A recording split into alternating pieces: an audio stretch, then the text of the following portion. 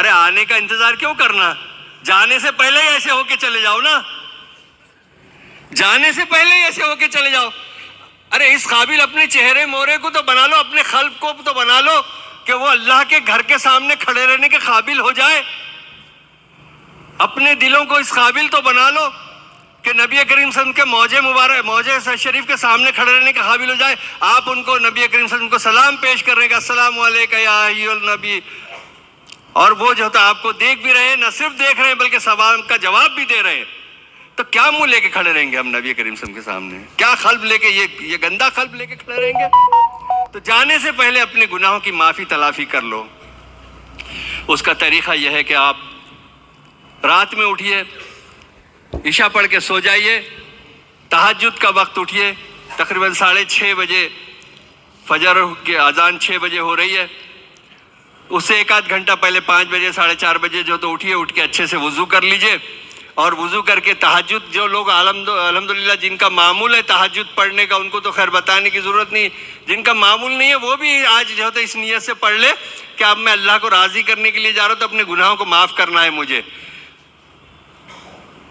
اور نبی کریم صلی اللہ علیہ وسلم کے فرمان کہ نماز میری آنکھوں کی ٹھنڈک ہے۔ تو آپ 4 رکعت، 8 رکعت، 12 رکعت، جتنی طبیعت چاہے، کیونکہ بندہ جب نماز پڑھتا ہے نا تو وہ اللہ سے گفتگو کرتا ہے۔ ہم اللہ سے گفتگو کرتے ہیں نا اس کا کلام پڑھ کے۔ نماز جب پڑھتا ہے بندہ تو گویا وہ اللہ سے گفتگو کر رہا ہے، اور جب قرآن پڑھتا ہے تو اللہ اس کو گفتگو کر رہا ہے، اللہ اس سے مخاطب ہے۔ یہ کیفیت پیدا کرنے کی ضرورت ہے۔ تو ہم نے نماز پڑھی، اور نماز پڑھنے کے بعد اپنے اللہ کے حضور میں سجدے میں یا بیٹھ کے جیسے آپ کو اطمینان قلب نصیب ہو، اللہ سے رجوع ہو جائیے، اللہ سے جو تو اس کے ناموں کی بڑائی بیان کرتے ہوئے، قرآن کی کچھ آیتیں پڑھ کے، دعا کے الفاظ پڑھ کے، پھر اللہ سے جو تو معافی طلب کر لو کہ اے اللہ میں بڑا گناہگار بندہ ہوں، یا اللہ ایسا گناہگار ہوں کہ مجھے علم ہے کہ میں نے کیا کیا گناہ کیا، مجھے احساس ہے اس بات کا کہ میں نے کیا کیا گناہ کیا۔ اے اللہ دن کے اجالے میں مجھ سے گناہ سرزد ہوئے ہیں، رات کے اندھیرے میں گناہ سرزد ہوئے ہیں۔ اے اللہ میں یہ جانتا تھا کہ یہ گناہ ہے، پھر بھی میں نے اس کی طرف دھیان نہیں دیا اور میں نے گناہ کر چکا۔ اے اللہ آپ کی ذات تو بڑی بخشنے والی ہے، آپ رحیم ہیں، آپ کریم ہیں۔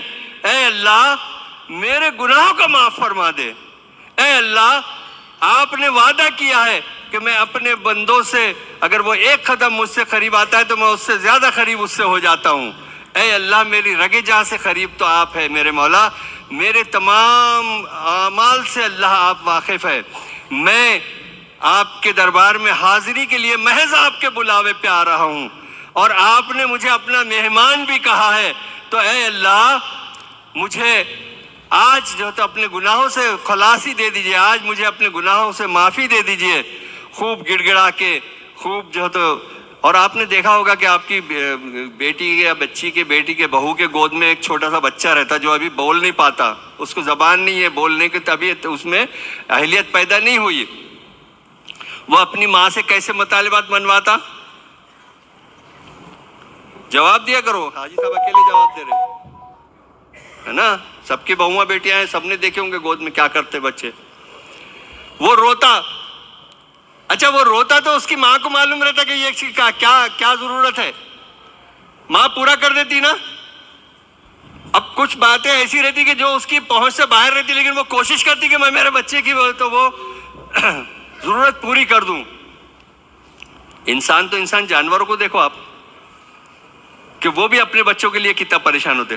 تو ایک ماں جس میں اللہ تعالیٰ نے جو تو اپنے جو تو رحمت کا کئی معمولی سا درجہ ڈالا، اس کا یہ حال ہے، تو جو پورا رحمت للعالمین اللہ تعالیٰ ہے، جو تمام دنیا کا رب ہے، اور جو کئی ماؤں سے زیادہ محبت کرنے والا ہے اپنے بندوں سے، کیا وہ ہماری تڑپ پہ نہیں جو تو ہمارے گناہوں کو معاف کرے گا؟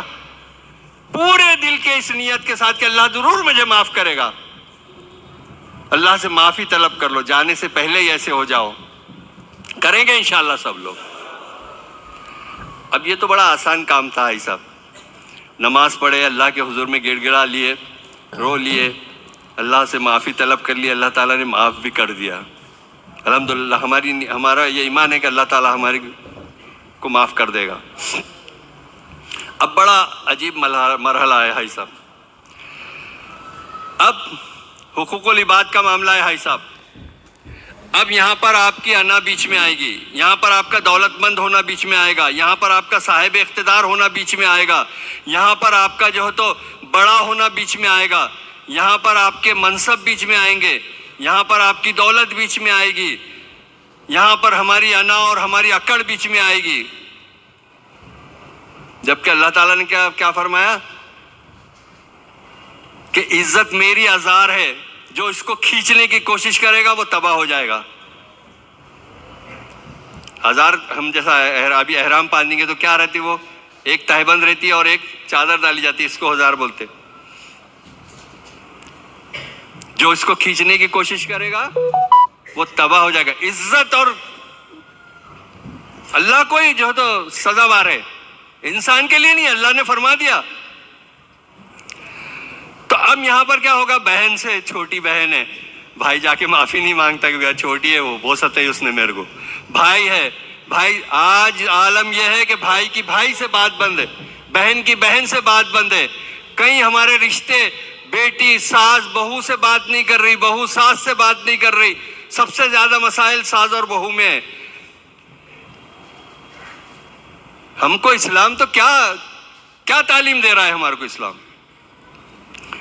آج آپ چھوٹے بن جائیے، کیونکہ بندہ جتنا جھکتا ہے نا اللہ اس کو اتنا بلند کرتا ہے. آپ جھک کے تو دیکھیے اللہ تعالیٰ کتنی بلندی عطا فرمائے گا انشاءاللہ. جائیے، جن سے بھی آپ کی دل رنجی ہے، دل شکنی ہے، آپ کی جو تو کوئی وجہ سے جو تو بات بند ہے یا کچھ بھی ہے، جا کے معافی مانگ لے. اور یاد رکھو، اگر اللہ اور اس کے رسول کے بعد میں کسی کا حق ہے تو وہ والدین کے حقوق ہے. خبردار، اپنے والدین کے تعلق سے اللہ تعالیٰ نے فرمایا کہ اف تک نہ کرو. اف تک نہ کرو. اف کہتے ہیں کرنے کو. جن کے والدین حیات ہے وہ غنیمت جانو کہ جنت تمہارے گھر میں ہے. اگر کوئی کوتاہی، کوئی غلطی، کوئی جو تو اونچی آواز میں بات بھی کرنے کا حکم نہیں ہے. ہم کئی بار بولتے ہیں ارے جاؤ یار ابا تمہارے کیا سمجھتا، ارے بڑی بھی تم خاموش بیٹھو یار تم کو کیا سمجھتا. ہو گئی بے ادبی ماں کی شان میں. 7 چکر لگا لو پوری زندگی میں، 10 حج کر لو، اگر ماں باپ راضی نہیں ہوئے تو کوئی فائدہ نہیں تمہارا. تو میرے بھائی، جن کے والدین زندہ ہے وہ جائیں گے اور جا کے ان کو جو ہے تو ان کے پیر پکڑ لو اور ان سے معافی مانگو کہ امی ابا مجھ سے بڑی غلطیاں ہوئی، میں نے کوتاہی کیا، میں نے جو ہے تو اس بات کو نہیں سمجھا اور میں آپ کے ساتھ میں جو ہے تو آپ کی بے ادبی کرتا رہا. آپ کے ساتھ میں نے جو ہے تو جو چیزیں نہیں کرنا چاہیے تھا، اونچی آواز میں بات بھی کرا، کبھی ڈانٹا بھی ہوں گا. میرے سے بڑی غلطی ہوئی، اب میں حج کو جا رہا ہوں، میرے اللہ معاف نہیں کرے گا، میری اماں آپ معاف کر دو، میرے ابا آپ معاف کر دو. کوئی ماں کوئی باپ اللہ ماشاءاللہ یہ نہیں کہے گا کہ چل نکل میں نہیں معاف کرتی. ماں بولی نہیں بیٹے تو میرا لال ہے، غلطیاں بچوں سے ہوتے رہتی بیٹے، میں نے تجھے معاف کر دی. یہ ماں ہے. کریں گے انشاءاللہ سب لوگ. اپنے ماں باپ کو راضی کر لو. دیکھو جن کے ماں باپ نہیں ہیں ان سے پوچھو ان کا غم کیا ہوتا ہے. والدین کے بارے میں کہا کہ اگر ماں مر گئی تو خالہ کے سے اتنی محبت کرو جتنی ماں سے کرتے تھے. باپ کے دوست سے بھی محبت کرنے کا حکم ہے. تو بتاؤ کہ اس کا باپ کا کیا مقام ہوگا. اور جن کے والدین اس دنیا سے فوت ہو چکے ہیں ان کے لیے ثواب جاریہ کچھ کر دو. کم سے کم ان کو روزانہ نماز کے اندر بھی جو ہے تو ان کے بخشش کے لیے، ان کی مغفرت کے لیے جو دعا کر لینا بھی ثواب جاریہ میں شمار ہوگا. اچھی تعلیم دی ہے نا انہوں نے آپ کو، اس لیے آپ یہ کر رہے ہیں نا. کریں گے انشاءاللہ سب. اور اس کے بعد حقوق العباد میں اپنے اقربا، خون کے رشتے، بہن بھائی، جو بھی خون کے رشتوں میں آتے ہیں، ان کو راضی کر لیجئے، ان سے معافی طلب کر لیجئے، ان کو جو ہے تو وہ کر لیجئے۔ اگر کسی کا حق غلطی سے یا جان بوجھ کے دبایا ہے تو اس کا حق ادا کر دیجئے۔ ایک بات سمجھ لو کہ کوئی عازم حج اگر حرام کام کر کے یا حرام کی کمائی سے حج کرتا ہے اور وہ جب رکاب میں پیر رکھتا ہے نا اور جب پکارتا ہے کہ لبیک اللہم لبیک، تو فرشتے کہتے ہیں لا صادق لبیک، تیرا لبیک قبول نہیں ہے، کیونکہ تیرے پیٹ میں جو ہے وہ حرام، تو نے جو پہنا وہ حرام، تیرا جو دولت سے حج کر رہا وہ حرام۔ حرام کے مال پہ حج قبول نہیں ہوتا۔ اور اگر کوئی عازم حج حلال کمائی سے حلال طریقے سے حج کر رہا ہے اور جب وہ پکارتا ہے لبیک اللہم لبیک، تو فرشتے کہتے ہیں صادق لبیک، تیرا لبیک قبول ہے۔ تو جن کا اگر حق وغیرہ دینا ہے تو وہ دے دیجئے۔ یہاں تک فرمایا بزرگوں نے کہ جانے سے پہلے وصیت کر دیا کرو، پتہ نہیں اب زندگی کتنا ساتھ دینے والی ہے، اگر اللہ نے ہماری مقدر میں وہی موت لکھ دیا تو میں یہاں سے بات کر کے باہر جاؤں گا، گارنٹی نہیں ہے،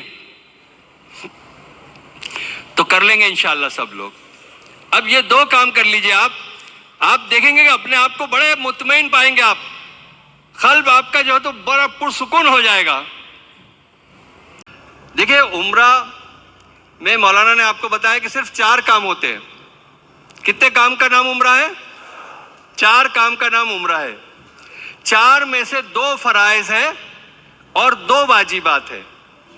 عمرے میں 4 کاموں میں سے 2 فرض اور 2 واجب، اور حج میں 3 فرض اور 6 واجب ہے نا۔ تو ہم کو 2 فرض اور 2 واجب، اب ہمارے کو فرض اور واجب کا فرق معلوم ہونا چاہیے۔ جیسے میں نے آپ کو بتایا کہ نماز میں کتنے فرائض ہیں صاحب؟ 13 ہے۔ 13 میں سے 7 پہلے کے جگہ کا پاک ہونا، لباس کا پاک ہونا، ٹائم ہونا وغیرہ، اور 6 جو ہے تو نماز کے اندر کے کیا کیا ہے؟ تکبیر تحریمہ کے ساتھ نماز شروع کرنا، قرات کرنا، قاعدہ کرنا، سجدہ کرنا اور قاعدہ اخیرہ میں بیٹھنا، یہ فرائض ہے۔ یہ فرائض میں سے اگر کوئی فرض ترک ہو جاتا ہے تو ہم کیا کرتے ہیں نماز میں؟ صاحب سجدے سہو کرنے والے کتنے لوگ ہیں؟ ہاتھ اٹھائیے۔ دیکھیے میں نے بولا تھا نا کہ ہم 5 ٹائم نماز پڑھتے، پھر بھی ہمارے کو بہت ساری چیزیں معلوم نہیں ہیں۔ میرے بھائی نماز کے اندر اگر کوئی فرض، آپ ڈریے مت، میں آپ کی جو ہے تو انسلٹ نہیں کرنا چاہ رہا، لیکن ہم کو اپنے آپ کا جائزہ لینے کے لیے یہ کرنا بہت ضروری ہے کہ بھئی ہم حج کو اتنے بڑے فریضہ انجام دینے کو جا رہے ہیں اور پہلے رکن میں فیل ہے ہم۔ نماز تو پہلا رکن ہے نا، 5 رکن ہے اسلام کی جس پہ بنیاد قائم ہے۔ کلمہ شہادت اشہد ان لا الہ الا اللہ محمد رسول اللہ کا پڑھنا، یہ تو بنیاد ہے۔ نماز کا اپنے وقتوں میں قائم کرنا، رمضان کے روزے رکھنا، اگر صاحب استطاعت ہے تو زکوٰۃ کا ادا کرنا، اور صاحب استطاعت ہے تو حج کرنا۔ ہم تو پہلے سبق میں فیل ہو جا رہے نا۔ تو اس کے لیے کوشش کیجئے، کسی عالم دین کے پاس بیٹھیے اپنے محلے کے، اور دیکھیے عمر سیکھنے کے لیے کوئی عمر نہیں ہوتی بھائی صاحب، کوئی عمر نہیں ہوتی سیکھنے کے لیے۔ جا کے بیٹھیے کہ امام صاحب میں حج کے لیے جا رہا ہوں اور جو ہے تو مجھے نماز کے طریقے بتا دیجیے، میں نماز پڑھتا ہوں، آپ دیکھیے میں کہاں کہاں کیا کیا غلطی کر رہا ہوں، کر لیجئے انشاءاللہ، کیونکہ وہاں 1 لاکھ کا اجر ملنا ہے، غلط نماز پہ اجر نہیں ملے گا۔ اگر 1 لاکھ کا اجر پانے کا ہے تو یہیں سے صحیح کر کے جانا پڑے گا۔ ہم نے شروع کیے تھے کلاس، ہوتی تھی الحمدللہ، ہوتی بھی ہے، تو اپنی نمازوں کو درست کر لیجئے۔ تو فرض کا طریقہ یہ ہے کہ نماز کے اندر اگر کوئی فرض ترک ہوتا ہے تو اس عمل کو دہرانا پڑے گا۔ آپ نے تکبیر تحریمہ کے ساتھ میں نماز شروع نہیں کی، کھڑے رہ کے آپ نے جو تو رکوع تک میں نے پڑھ لیا، آپ نے الحمدو پڑھ لیے، جمی سورہ میں جو تو پڑھ لیے، رکوع میں جانے سے پہلے آپ کو یاد آیا تھا کہ میں نے تو تکبیر تحریمہ کے ساتھ نماز ہی نہیں شروع کی، نیت فرض ہے نا، تو آپ کیا کریں گے کہ آپ پھر سے نماز پڑھیں گے، ہے نا، شروع کریں گے۔ سجدہ نہیں کیا، رکوع نہیں کیا، تو پھر سے نماز کو دہرانا پڑے گا، ہے نا۔ اور اگر نماز کے اندر کوئی واجب ترک ہوتا ہے تو پھر کیا کریں گے؟ سجدہ سہو کرنے سے واجبات ہمارے واجب جو چھوٹ جاتا ہے، نماز ہماری درست ہو جاتی ہے۔ فرض کی تعریف تو حج کے عنوان میں وہی ہے جو نماز کے عنوان میں ہے، کہ اگر کوئی ترک ہوتا ہے فرض کام، کوئی عمل، تو اس کو دہرانا پڑے گا، ہے نا؟ ہم کو پھر سے میقات پہ جا کے نیت کر کے آنا پڑے گی۔ سمجھ میں آ گئی بات؟ اب اس کی کیا کیفیت رہے گی میں جب آؤں گا وہاں پہ تو بتاؤں گا اور تفصیل۔ لیکن واجبات میں ایسا نہیں ہے کہ ہم نے سجدے سہو کرے، 2 سجدے مار دیا اور ہو گیا ہمارا کام۔ حج کے عنوان میں اگر کوئی واجب کامل طور پر ترک ہوتا ہے تو اس کی سزا کے طور پر ایک دم دینا پڑتا ہے، اور دم جہاں پر بھی بولا جائے گا تو ایک بکرے کی قربانی یا بڑے جانور کا 7واں حصہ۔ سمجھ میں آ گئی بات؟ اور وہ حاجی صاحب یہ نہیں کر سکتے کہ اورنگ آباد کو فون کرے، بیٹے ہاں ہیلو، ارے یار وہ دم لگ گیا میرے کو، ذرا ایک بکرا قربان کر دے وہاں پہ۔ ایسا نہیں کر سکتے، حدود حرم کے اندر دم دینا پڑے گا۔ یا اور وہاں کے لوگوں کا حق ہے، یہ بھی نہیں کر سکتے کہ آپ اپنے ساتھیوں کو کھلا دو۔ سمجھ میں آ گئی نا بات؟ تو دم جو ہے ایک بکرے کی قربانی کو بولتے۔ اب میں نے کہا تھا کامل طور پہ، اور ناقص طور پہ اگر کوئی واجب ترک ہوتا ہے تو پھر 1 سا گیہوں یعنی 1.25 سیر گیہوں، جتنے ہم فطرے میں دیتے ہیں، 2.25 سیر یا 1.25 جتنے فطرے میں دیتے ہیں، اتنے جو ہے تو صدقہ یا خیرات کریں گے، یا اس کے مطابق قیمت صدقہ یا خیرات کریں گے۔ اور اگر بالکل معمولی سی غلطی ہوئی کہ حاجی صاحب کو ٹوپی نہیں پہننی تھی، پہن لیے، بعد میں کہ یاد آ گیا تو اتار دیے، تو پھر 1-2 ریال خیرات کر دو۔ سمجھ میں آ گئی نا بات؟ تو اس لیے واجبات کا سیکھنا اور سمجھنا بہت ضروری۔ اب ہم کو یہ پتا ہو گیا کہ 4 کام کرنے کے نام عمرہ ہے۔ ہم کو فرض کی تعریف معلوم ہو گئی تھی، واجب کی تعریف معلوم ہو گئی تھی، ہے نا؟ اب ہم ڈائریکٹ ہم نے جو تو اب کیا ہوتا ہے، جسم کی صفائی کرنے کی تھی ہم کو خالی، اور ہم اس کے بعد احرام باندھ لیں گے۔ دیکھیے ہم نے اپنی اندرونی پوری صفائی کر لی تھی، اب جسم کو پاک کرنا ہے، جسم کو صاف کرنا ہے احرام باندھنے سے پہلے، کیونکہ احرام کی پابندیوں میں بال کا ٹوٹنا بھی ہے، اس لیے ہم احرام باندھنے سے پہلے غیر ضروری بال جو جسم پہ ہوتے ہیں، جو ہم کو نکالنے کا حکم ہے، 40 دن سے زیادہ رکھنے کا حکم نہیں ہے، تو وہ نکال لیں گے۔ وہ کیا ہے بھائی صاحب؟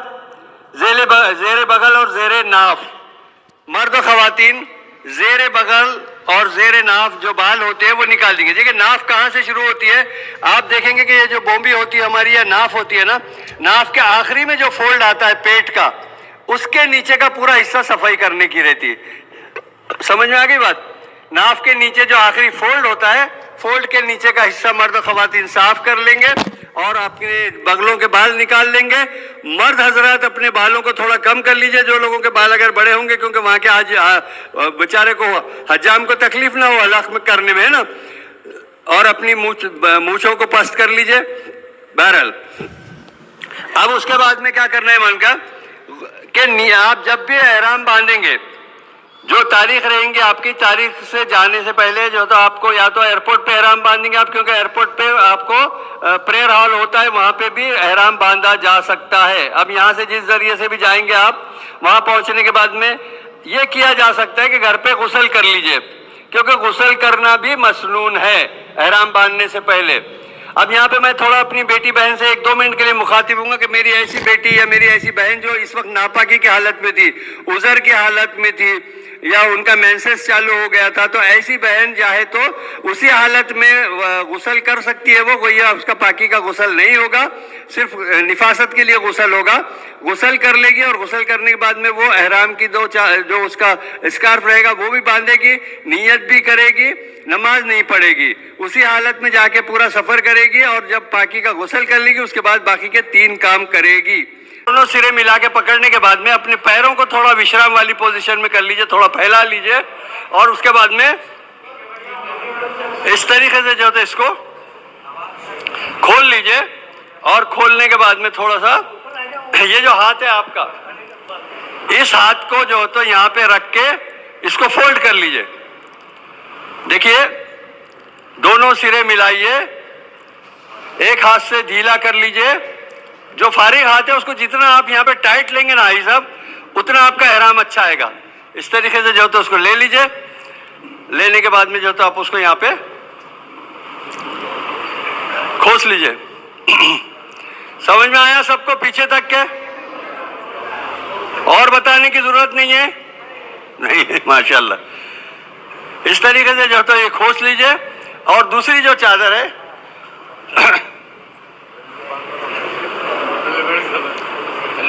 بیلٹ لگا لیں گے.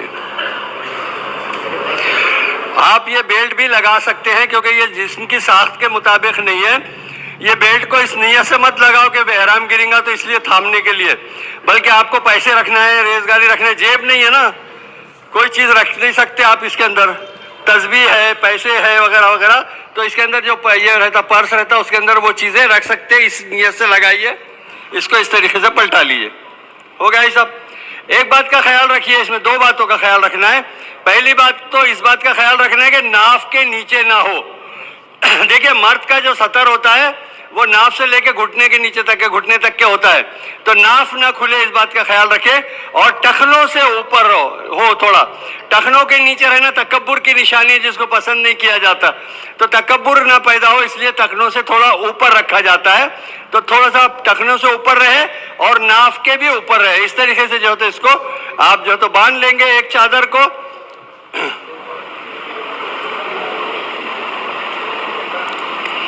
دوسری جو چادر ہے، یہاں پہ ایک بات میں اور واضح کر دوں کہ دیکھیں احرام کی چادر نہیں ہونا شرط نہیں ہے. اگر آپ پہلے عمرے کو گئے تھے یا آپ کے گھر میں کوئی عمرے کو یا حج کو گیا تھا تو وہ چادر بھی استعمال کی جا سکتی ہے. پرانی چادر بھی آپ لے سکتے ہیں.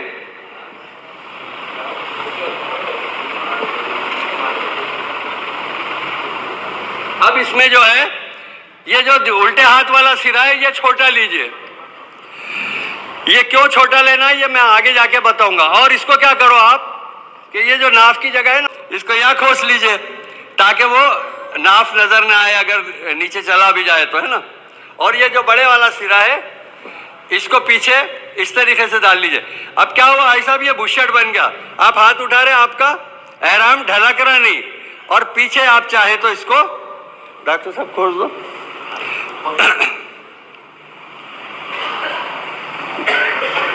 نہیں یہ کھول دیا.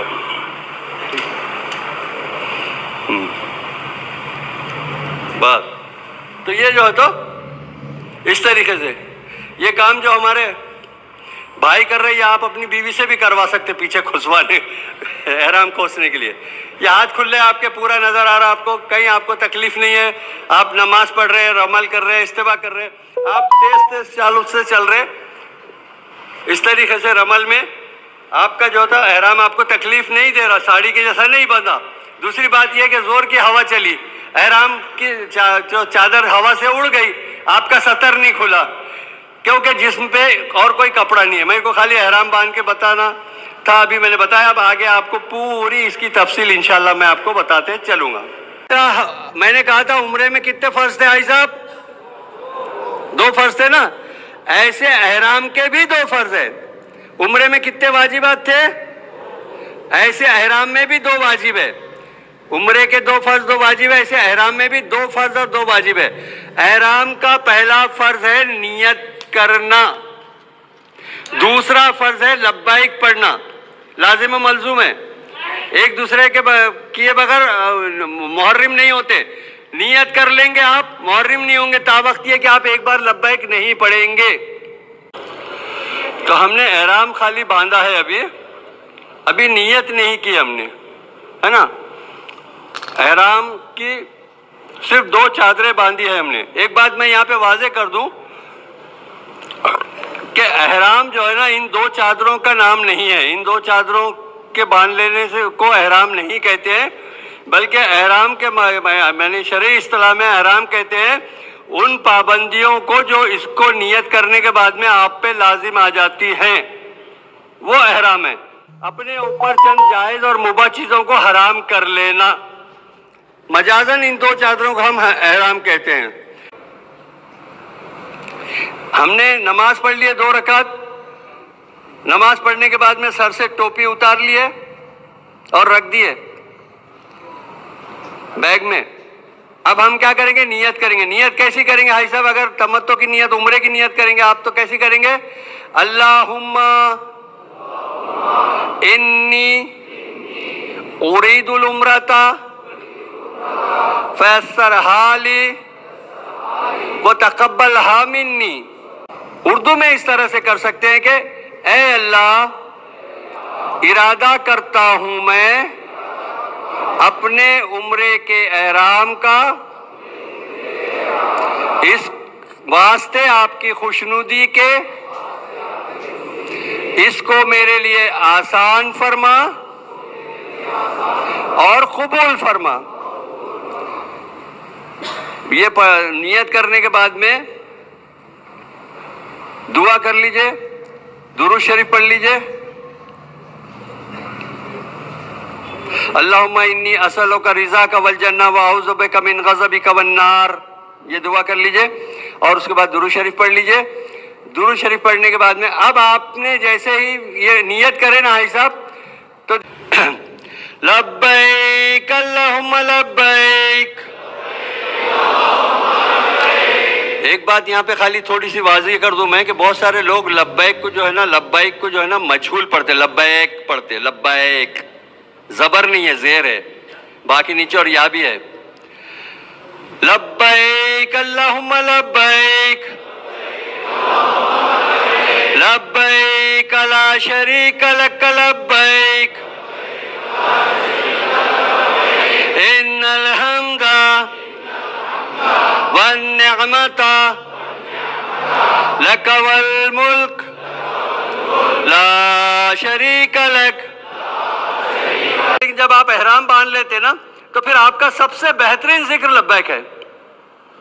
ہر تغیر حالات میں ہم لوگ کیا کہتے، سیڑھی چلتے تو اللہ اکبر پڑھتے، اترتے تو سبحان اللہ پڑھتے. آپ اس میں لبیک پڑھیے. ہم جو تو کسی سے معانقہ کرتے تو دعا کرتے، اس میں لبیک پڑھیے. ہر تغیر حالات میں آپ لبیک پڑھیں گے. یہ ایک حاجی کا بہترین ترانہ ہے. جب آپ لبیک پڑھتے نا تو آپ کے دائیں بائیں آگے پیچھے جتنی بھی اجناس ہے، جتنی بھی چیزیں ہیں، چاہے وہ کنکر ہو، پہاڑ ہو، جھاڑ ہو، کوئی بھی چیز ہو، وہ تمام چیزیں جو ہے تو آپ کے اس بات کی آپ کے ساتھ میں لبیک پڑھتے ہیں اور اس بات کی گواہی دیں گے کہ اے اللہ، یہ تیرا بندہ، یہ تیری محبت کے اندر پراگندہ حال، اس کے بال بکھرے ہوئے تھے، اس کے اوپر جسم پہ میل جمع ہوا تھا، یہ پسینے میں شرابور تھا، اس کو اپنا ہوش نہیں تھا. یہ دو چادریں لپیٹے ہوئے تیری محبت میں ڈوب کر تیری بڑائی بیان کرتے ہوئے کہ اللہ میں حاضر ہوں، اللہ حاضر، تیرا کوئی شریک نہیں ہے، اللہ تو واحد ہے، تو احد ہے، تیری جو تو کوئی تیری جو تو اس ذات میں شریک نہیں ہے. یہ ذکر کرتے ہوئے اللہ یہ یہاں سے گزرا تھا، اس کی بخشش فرما دے. تو یہ ایسا ترانہ اور ایسا ذکر ہے. تو یہ پڑھتے ہوئے آپ لوگ چلیں گے. جیسے ہی لبیک پڑھیں گے آپ کا احرام کی پابندیاں شروع ہو جائے گی. دو فرض کون کون سے بتایا میں نے احرام کے؟ نیت کرنا اور لبیک پڑھنا. احرام کے دو واجبات ہے. اب پکڑ والا معاملہ یہاں ہے حاجی صاحب، بکرے والا معاملہ یہاں پہ ہے.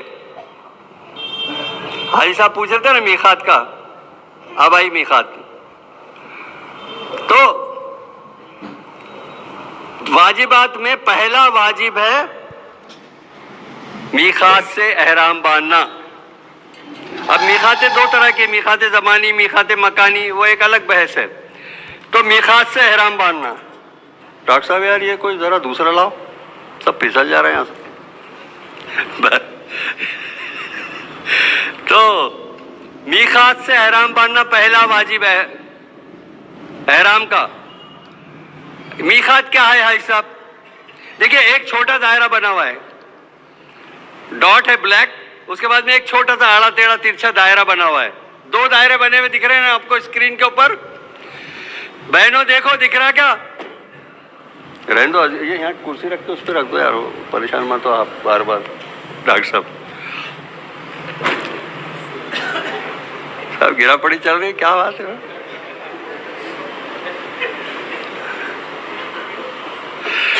تو ایک ڈاٹ بنا ہوا ہے بلیک اور ایک چھوٹا دائرہ ہے اور اس کے بعد ایک بڑا دائرہ ہے. भाई साहब ये जो छोटा दायरा है ना, ये काबतुल्लाह है, ये सेंटर ऑफ अर्थ है, ये नाफ है, जमीन की नाफ है, ये यहां से जमीन को फैलाया गया। कभी पढ़िए तारीख के अंदर, देखिए आप कितनी अच्छी तफसील है उसकी पूरी, कि जमीन कैसे, दुनिया कैसे वजूद में आई।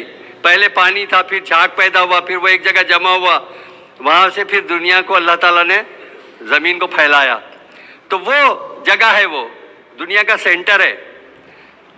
और उसके सीध में ऊपर जो है तो बैतुल मामूर है, जो फरिश्तों ने उठा के लेके चले गए थे, वहां पे रखे, फरिश्ते उसका तवाफ करते हैं।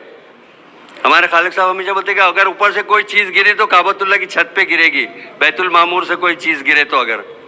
तो बहरहाल ये वो है। अब इसके बाद में जो छोटा दायरा बना हुआ, ये हुदूद हरम है। काबतुल्लाह की तामीर करने के बाद में हजरत इब्राहिम अलैहिस्सलाम को अल्लाह ताला ने जिब्रील अलैहिस्सलाम को भेज के वो निशानियां बता दी थी कि ये हद है, हरम की हद है, ये हुर्मत वाली जगह है, यहाँ पर लड़ाई झगड़ा नहीं किया जाएगा, यहाँ की खुसरू घास भी नहीं काट सकते आप, यहाँ पर जो तो आप गिरी हुई कोई चीज़ नहीं उठा सकते, यहाँ पर जो है तो आप लड़ाई झगड़ा नहीं कर सकते। यहाँ तक कि अगर कोई जानवर छाँव में साए में खड़ा है तो उसको हटाकर आप साए में नहीं खड़े रह सकते, इतनी हुर्मत है। हरम के मायने हुर्मत वाली जगह। तो बहरहाल ये है हरम, हुदूद हरम, यानी ये मुख्तलिफ सिमतों में मुख्तलिफ जो तो दूरी है इसकी। सबसे करीब तरीन जो मीखात है हरम की, वो है मस्जिद आयशा, जो तनीम के महल्ले में तकरीबन 6 साढ़े 6 फीट की 6 साढ़े 6 फीट सॉरी 6 साढ़े फीट 6 साढ़े 6 मीटर की दूरी पे वाक़ है। तो बहरहाल ये है कि करीब तरीन मीखात है ये मक्का मदीना रोड के ऊपर वाक़ है। दूसरी जो मीखात है वो है जौराना, जो तकरीबन 26-27 मीटर दूरी पे वाक़ है, किलोमीटर दूरी पे वाक़ है। तो वो है जौराना, जहाँ पे एक मस्जिद बनी हुई है। जब ताइफ से आते वक्त आपने वहाँ पे रुके थे नबी करीम सल्लल्लाहु अलैहि वसल्लम। उसके बाद में अज़ाता लबन है, उसके अलावा जो है तो अरफात का एक हिस्सा है। तो ये मुख्तलिफ सिमतों में मुख्तलिफ मीखातें हैं जो हरम की मीखात है। समझ में आ गई बात।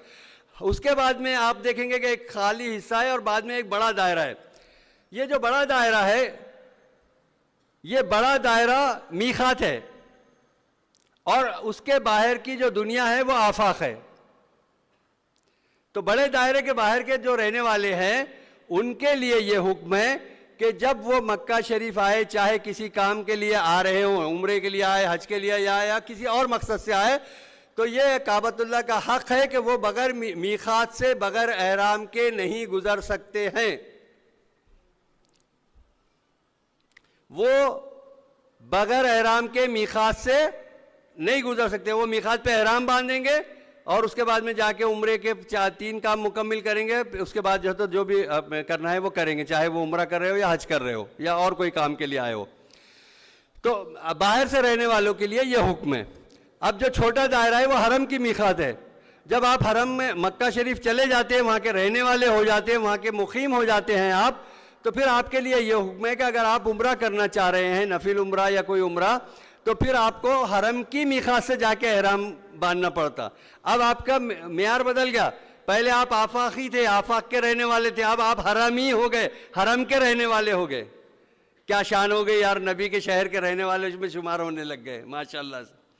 तो ये फ़र्क है, ये समझने की चीज़ थी।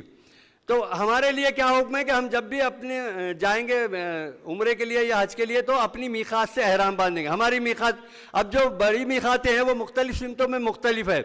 यलमलम है, जुल्हलीफा है, अज़ाता लबन है। तो ये जो तो बड़ी मीखातें हैं। हमारी जो मीखात है हमारे मुल्क की तरफ से जाने वाली, वो यलमलम है। अब यहाँ पर एक बात मैं खाली वाज़े कर दूँ कि अभी ये मामला तय नहीं हुआ है कि कौन से हाजी फर्स्ट फेज में जाएंगे और कौन से हाजी सेकंड फेज में जाएंगे। तो फर्स्ट फेज जो होता है उसमें जाने वाले मदीना शरीफ जाते हैं और वहाँ पे अपने 8, 9, 10 दिन गुजारने के बाद फिर मक्का जाते हैं। तो अगर ऐसे लोग होंगे जो मदीना जा रहे होंगे तो उनको यहाँ से एहराम बांधने की ज़रूरत नहीं रहेगी। वो यहाँ से सादे कपड़ों में जाएंगे, वहाँ जाने के बाद मदीना में कुछ दिन रहेंगे। उसके बाद जब मदीना शरीफ से मक्का जाएंगे तो जुल्हलीफा पे एहराम बांधेंगे। उनको वो सआदत मिलेगी कि नबी करीम सल्लल्लाहु अलैहि वसल्लम ने जब 9 हिजरी में हज फरमाया था तो जुल्हलीफा से एहराम बांधा था। खैर, और जो लोग डायरेक्ट जिद्दा जाएंगे تو وہ یہاں سے احرام کی حالت میں جائیں گے.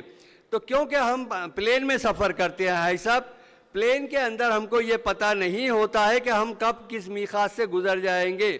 جب آپ کا پلین مکہ جدہ پہ جاتا ہے تو جدہ ایئرپورٹ پہ اترنے سے پہلے 2 میقاتوں پہ سے گزر جاتا ہو. ایک قرن منازل پہ سے گزر جاتا اور دوسرے یلملم پہ سے بھی گزر جاتا. تو اس لیے ہم کیا کرتے, اپنے وطن سے احرام باندھ لیتے ہیں. تو بمبئی ایئرپورٹ پہ آپ نے احرام باندھ لیا. اب یہ کیا میں نے کیا بتا رہا تھا آپ کو, میقات تو بتا دیا, میقات کائے میں بتا رہا تھا میں, احرام. ماشاءاللہ ماشاءاللہ پورے پریزنٹ ہے یار, سبحان اللہ. تو واجب میں پہلا واجب بتایا میں نے آپ کو کہ میقات سے احرام باندھنا, اور دوسرا واجب ہے ممنوعات احرام سے بچنا. ممنوعات احرام کیا کیا ہے بھائی صاحب؟ ابھی بتایا. بال نہیں کاٹیں گے, بال نہیں توڑیں گے, جسم کے کسی بھی حصے کا بال نہیں کاٹیں گے, ناخن نہیں تراشیں گے, اس کے علاوہ خوشبو کے استعمال نہیں کریں گے, خشکے کے جانور کا شکار نہیں کریں گے, اس کی نشاندہی بھی نہیں کریں گے, میاں بیوی والے تعلقات نہیں ہوں گے, شوہر اس کی بیوی اور بیوی اس کے شوہر کے لیے حرام ہو جاتا ہے احرام کی حالت کے اندر, لڑائی جھگڑا نہیں کریں گے. تو یہ پابندیاں کیا ہے؟ واجب ہے. یہ جو پابندیاں ہیں اور واجب ہے, اور واجب میں کامل طور پہ اگر کوئی واجب ترک ہوتا ہے تو کیا سزا ہے بھائی صاحب؟ دم ہے نا. دم بولے تو کیا مرغے کا دم, دم کا مرغا یا کیا؟ دم کا مرغا پہ رہتا نا, مزہ آ رہا نا ماشاءاللہ. یہ ہنستے ہوئے چہرے جب, کیونکہ ویسے ہی نور آ گیا چہروں کے اوپر, جیسے ارادہ کرے نا حج کو جانے کا, آپ لوگوں نے ارادہ کرتے کے ساتھ میں اللہ تعالیٰ کے نور آپ کے چہروں پہ آ گیا, اور جب مسکراتے تو پھر تو اور بھی نور جو ہے تو بکھر جاتا ماشاءاللہ سے. تو بہرحال دم کا مرغا نہیں, بکرے کا دم دینا, مطلب دم میں بکرا دینا ہے. خیر, تو کیا کریں گے؟ اگر کوئی واجب کامل طور پہ ترک ہو گیا تو دم دینے کا ہے ہمارے کو. تو یہ جو پابندیاں ہیں نا, یہ کیا ہے؟ واجب ہے. اس لیے ان پابندیوں کو یاد رکھنا اور اس کے اوپر عمل کرنا. خالی یہی پابندیاں نہیں بلکہ عمرے کی بھی جو واجبات ہیں اس میں بھی یہی سزا ہے. سمجھ میں آ گئی نا بات؟ تو اب کیا ہے, جتنی بھی پابندیاں ہیں اس پہ سزا جو ہے تو کامل طور پہ اگر کرے تو بکرا ہے, ناقص طور پہ کرے تو خیرات صدقہ وغیرہ. سمجھ میں آ گئی بات؟ یہاں تک کہ سب کو الحمدللہ. اب ہم نے کیا کرے کہ ہم کو واجبات اور فرض احرام کے بھی معلوم ہو گئے, اور ہم نے احرام بھی باندھ لیے, نیت بھی کر لیے, ہم پلین کے اندر بیٹھ گئے, چلے گئے, ہم وہاں پہ پہنچے. وہاں پہ پہنچنے کے بعد میں آپ بلڈنگ پہ جائیں گے. اب یہ معاملہ نہیں ہے کہ آپ کو جو تو پیسے ایئرپورٹ پہ مل رہے ہیں, آپ کو وہ بیگ میں رکھنا ہے یا کرنا ہے, چھپانا ہے. خالی ایک بات کا خیال رکھیے, میں جو تو آپ کو بتاؤں کہ اکثر ایسا ہوتا, ابا حج کو جا رہے, بیٹی بہت چہیتی ہے یا بہو بہت چہیتی ہے, بیگ وہ پیک کر رہی, ابا میں بیگ پیک کر دیتی تمہارا, برابر سلیقے سے سب چیزیں رکھوں گی. بچی نے بیگ پیک کری, آپ کو پتہ ہی نہیں کون سی چیز کہاں پہ رکھی ہوئی ہے. پیسے آپ نے ریال پہلے ہی خرید لیے تھے, 1000 لاکھ 1.5 لاکھ 10 15 ہزار 20 ہزار 20 جو بھی خریدنا ہے آپ کو.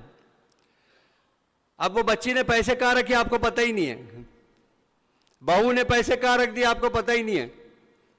حاجی صاحب ملنے ملانے میں, دعوتیں اڑانے میں حاجی حجن پریشان ہیں.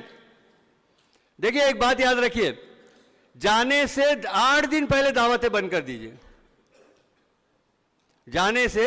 اور ایک رسم جو گاؤں دیہاتوں میں بہت دیکھنے میں آتی کہ جانے والے دن جو ہوتا ہے ایک بڑا کھانا رکھتے, یا تو حاجی صاحب اپنے عقیقہ کر لیتے, ارے یار 60 سال کے ہو گئے ابھی تک عقیقہ نہیں ہوا, حج کو جا رہے تو عقیقہ کر رہے.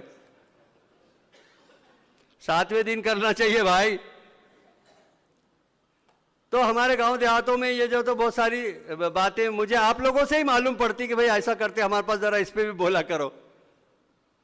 تو کیا کرتے حاجی صاحب, بولے یار 2 بکرے کاٹ لیں گے, اور پورے گاؤں کی دعوت، رشتہ دار وغیرہ یہ وہ، اب حاجی کا ادھر جانے کا ٹائم، ادھر پریشان حال، ادھر بھی بچی نے بیچاری نے بیگ بھر دی، کہاں کہاں رکھے حاجی صاحب کو پتہ ہی نہیں. یہ مت کریے. کھانا کرنا کوئی ضروری نہیں ہے. حج کا اعلان کرنا کوئی ضروری نہیں ہے. حج کو جائیے اللہ کے ایک احکام کو پورا کرنے کے لیے، جیسے نماز پڑھتے اللہ کا حکم ماننے کے لیے، جو تو ارکان پورا کرنے کے لیے جاتے، جیسے روزے رکھتے، ایسا جو ہے تو حج بھی ہے بھائی میرے. تو اس کو اعلان کر کے دعوت کر کے لوگوں کو کھانا کھلا کے جانا کی کیا ضرورت ہے؟ خیرات و صدقہ کرو، جاتے وقت کچھ خیرات کر دو، کچھ صدقہ کر دو بند مٹھی سے.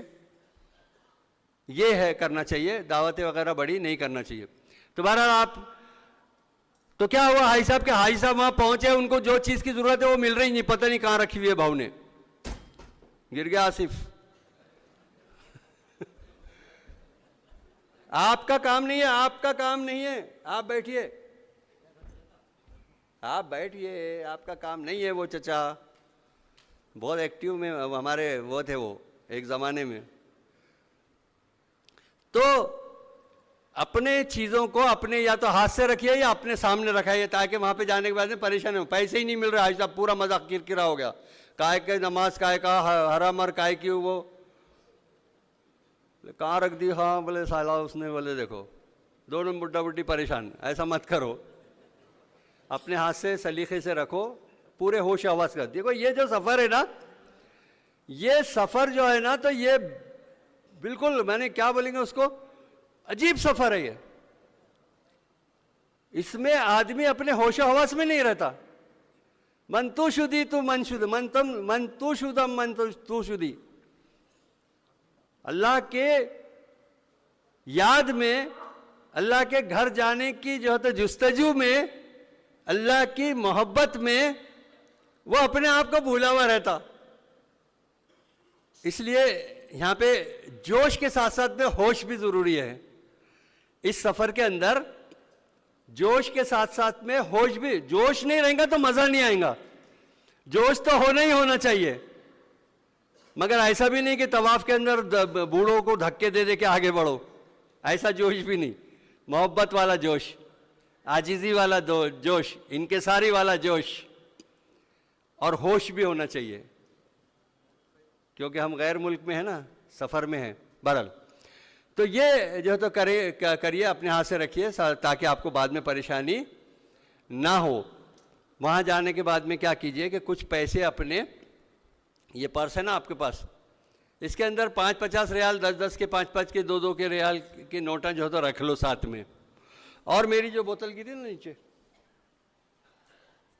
ایسی پانی کی بوتلیں ایک بوتل اپنے، آپ جائیں گے تو بیگ لے کے جائیں گے نا ساتھ میں، گلے میں لٹکانے والا بیگ لے کے جائیں گے آپ.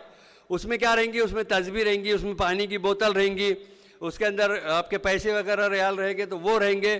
اس کے علاوہ آپ کے دستی وغیرہ یا ٹیشو وغیرہ، کیونکہ ٹیشو سے آپ پسینہ بھی نہیں پوچھ سکتے. اللہ تعالیٰ کو اپنے بندے کا میل کچیل بھی پسند ہے. وہ چاہتا ہے کہ وہ اس حالت میں آئے محبت میں کہ اس کا میل جمع ہوا ہو اور اس کو ہوش نہ ہو. اس حالت میں پسند کرتا ہے اللہ تعالیٰ. اس لیے ہمارے کو میل کچیل پوچھنے کا بھی حکم نہیں ہے. تو یہ ایسی بوتل بھی رکھ لیجیے، خالی بوتل رکھ لیجیے ابھی ساتھ میں. اور چپل رکھنے والی تھیلی جو ہے جس میں رکھیں گے آپ تھیلی، وہ بھی رکھ لیجیے. اور چلیے آپ اب وہاں پہ جب آپ جائیں گے تو جانے کے بعد میں پھر آپ کو کیا کرنا ہے، وہاں سے آپ کو لے کے بس آپ کو لے کے جائے گی. کہاں لے جائے گی آپ کو بس؟ مکہ حرم کے پاس. آپ لوگ جہاں پر بھی ٹھہرے ہوئے ہوں گے، عزیزیہ میں ٹھہرے ہوئے ہیں آپ، بس کے ذریعے سے آپ جائیں گے. بس کے اتارنے کے 2 طریقے ہیں. ایک یا تو وہ بیسمنٹ میں انڈر گراؤنڈ میں اتارتی جہاں پارکنگ ہے وہاں پہ، یا نہیں تو مکہ ٹاور کے بالکل پیچھے بس اسٹینڈ ہے ایک، شہدا ہوٹل کے سامنے، بڑے ہائی وے کے اوپر وہ ہے. تو بالکل مکہ ٹاور کے بالکل پیچھے وہاں پہ جو ہے کبوتر کو دانا وانا بھی ڈالتے لوگ، اس کے بازو میں جو ہے ایک بہت بڑا بس اسٹینڈ ہے، وہاں پہ بھی اتارتے. اگر وہاں پہ اتاریں گے آپ کو بس، آپ پورا لیفٹ سے چلتے ہوئے حرم کے اندر، حرم کے پاس پہنچ جا سکتے ہیں. آپ مکہ ٹاور کے سامنے آ جا سکتے ہیں. یا بیسمنٹ میں اگر اتارے گی تو بیسمنٹ میں سے آپ ایسکیلیٹر کے ذریعے سے اوپر دیکھیں بیسمنٹ جو ہے نا دو ہوتے ہیں وہاں پہ, انڈر گراؤنڈ دو طرح کے ہوتے ہیں. زمین لیول سے پہلا انڈر گراؤنڈ جو ہے وہ wash room, toilets, bath room, وضو خانوں کے لیے ہوتا ہے, اور دوسرا جو انڈر گراؤنڈ ہے وہاں پہ پارکنگ ہوتی ہے, وہ ایسکیلیٹر لگے رہتے ہیں, آپ چڑھ کے اوپر آ سکتے ہیں. تو اس طریقے سے جو تو آپ کو آنا ہے.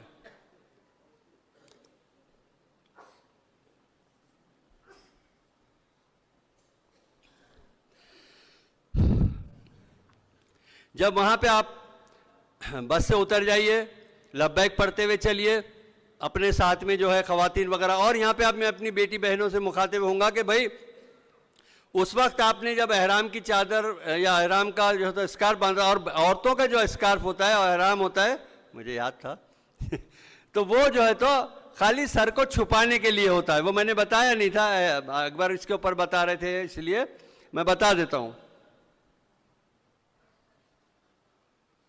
ارے یار دستی تو یہ ہے نا میری, وہ بڑا ہے, وہ بھی بتائیں گے نا, وہ ڈاکٹر صاحب کی طرف سے رہتا ہوں. دیکھیے یہ تکونی دستی اس طرح کی جو تو ہوتی ہے جو عورتیں اپنے بالوں کو چھپانے کے لیے باندھتے ہیں, سمجھے نا. تو اس کا باندھنے کا طریقہ یہ ہے کہ بالوں کی جڑ سے باندھیے. دیکھیں ہماری بہنیں بیٹیاں جب نماز پڑھتی ہیں نا گھر میں, تو یہاں سے دوپٹہ باندھ کے نماز پڑھتی, نماز تو ہو جاتی ہے, کوئی حرج نہیں ہے. لیکن اس احرام کی حالت میں اگر پیشانی چھپ جائے تو پھر کیا ہو سکتا؟ ارے بولو نا بہنوں, عورتوں سے پوچھ رہا ہوں, بہنوں سے پوچھ, آپ کی طرف سے آپ کے محرم جواب دے دے رہے, فکر مت کیجئے میری بیٹیوں بہنوں. تو اس طریقے سے باندھیں گے. کیا ہے وہ لوگ پورے متوجہ ہے کہ نہیں وہ بھی دیکھنا پڑ رہا نا میرے کو, کیونکہ جب تک میری اہلیہ یا میری بہنیں بیٹیاں جو وہاں پہ موجود ہیں وہ بتائیں گی, جب تک بہت دیر ہو جائیں گی. اس طریقے سے جو ہے تو اسکارف ہماری بیٹیاں بہنیں باندھیں گی. دیکھیے پیشانی نہ چھپے, بالوں کی جڑ سے باندھنا ہے, کیونکہ چہرہ کتنا شمار ہوتا ہے, بالوں کی جڑ سے لے کے تھڈی تک, یہ کان کی لو سے لے کے یہ کان کی لو تک, یہ کھلی رکھنا شرط ہے عورت کے لیے احرام کی حالت میں. اب پیچھے بالوں کے کو جو آپ کے بال جو بچ چکے ہیں ان کو ایک جگہ جمع کر کے اس کو ربر بینڈ لگا کے اس کو بھی اندر کر لیں. یہ ہماری آج کل جو بیٹیاں بہنیں جو بال پورے کھلے, برقع بھی اوڑے ہوئے لیکن بال باہر ہے, ستر پوشی ہوئی نہیں, بال بھی ستر میں شامل ہے. عورت کے بال اگر نظر آ رہے ہیں تو اس کا ستر چھپا نہیں, ستر پوشی نہیں ہوئی. تو یہ بات کا خاص طور سے خیال رکھنا چاہیے. تو بہرحال اس طریقے سے ہماری بیٹیاں بہنیں جو تو اسکارف باندھ لیں گی.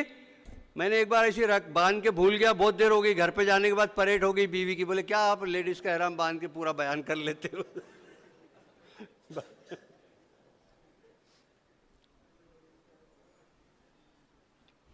اور دوسرا یہ ہے, یہ جو ہوتا ہے نا تو یہ اس میں کیا ہو جاتا ہے کہ یہ اس میں الگ سے نیچے جو تو اور دوپٹہ اوڑھنے کی ضرورت نہیں پڑتی. یہ اگر پہن لیتی ہے کوئی عورت اس طریقے کا تو وہ یہاں تک کہ جو ہوتا آ جاتا ہے, اس کا پورا جسم, آدھا جسم جو ہوتا ہے چھپ جاتا ہے نا.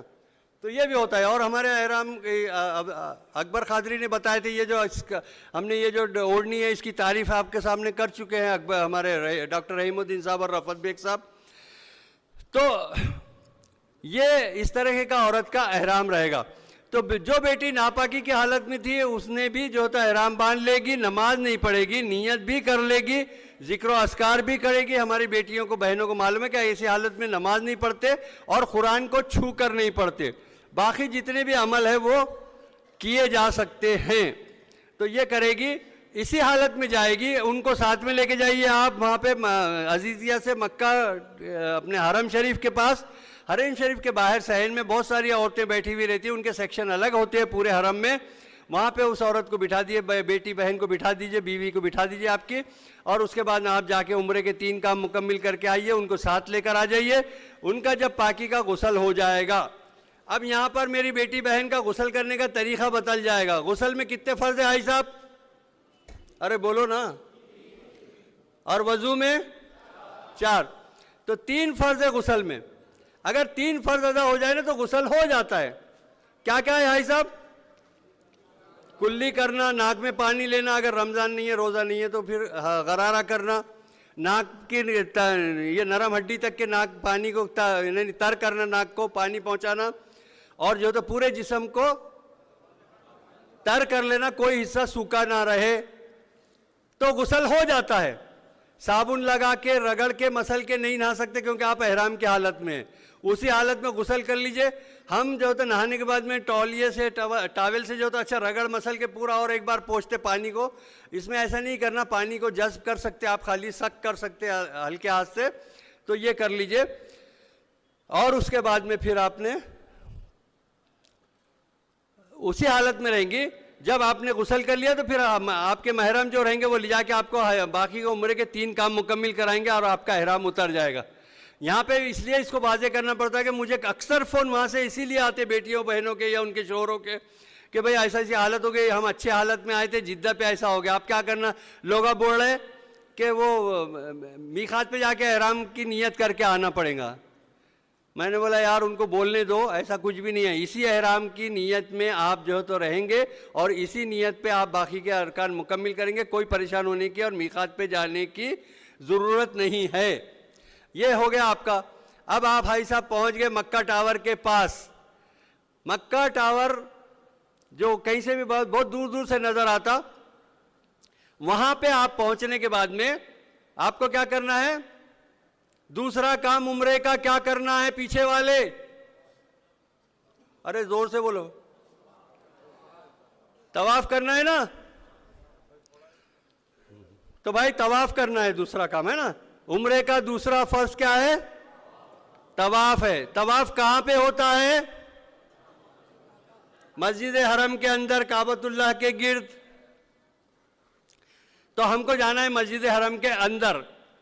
دیکھیں مکہ ٹاور آپ کے پیٹھ کے پیچھے رہ جائے گا، آپ کا چہرہ مسجد حرم کی طرف ہو جائے گا۔ دیکھیں مسجد حرم جو ہے نا، وہ آج کی ڈیٹ میں اس کے اندر تقریباً 30 سے 35 لاکھ لوگ نماز ادا کر سکتے ہیں، اتنی گنجائش ہوئی ہے 2025 کے کنسٹرکشن میں۔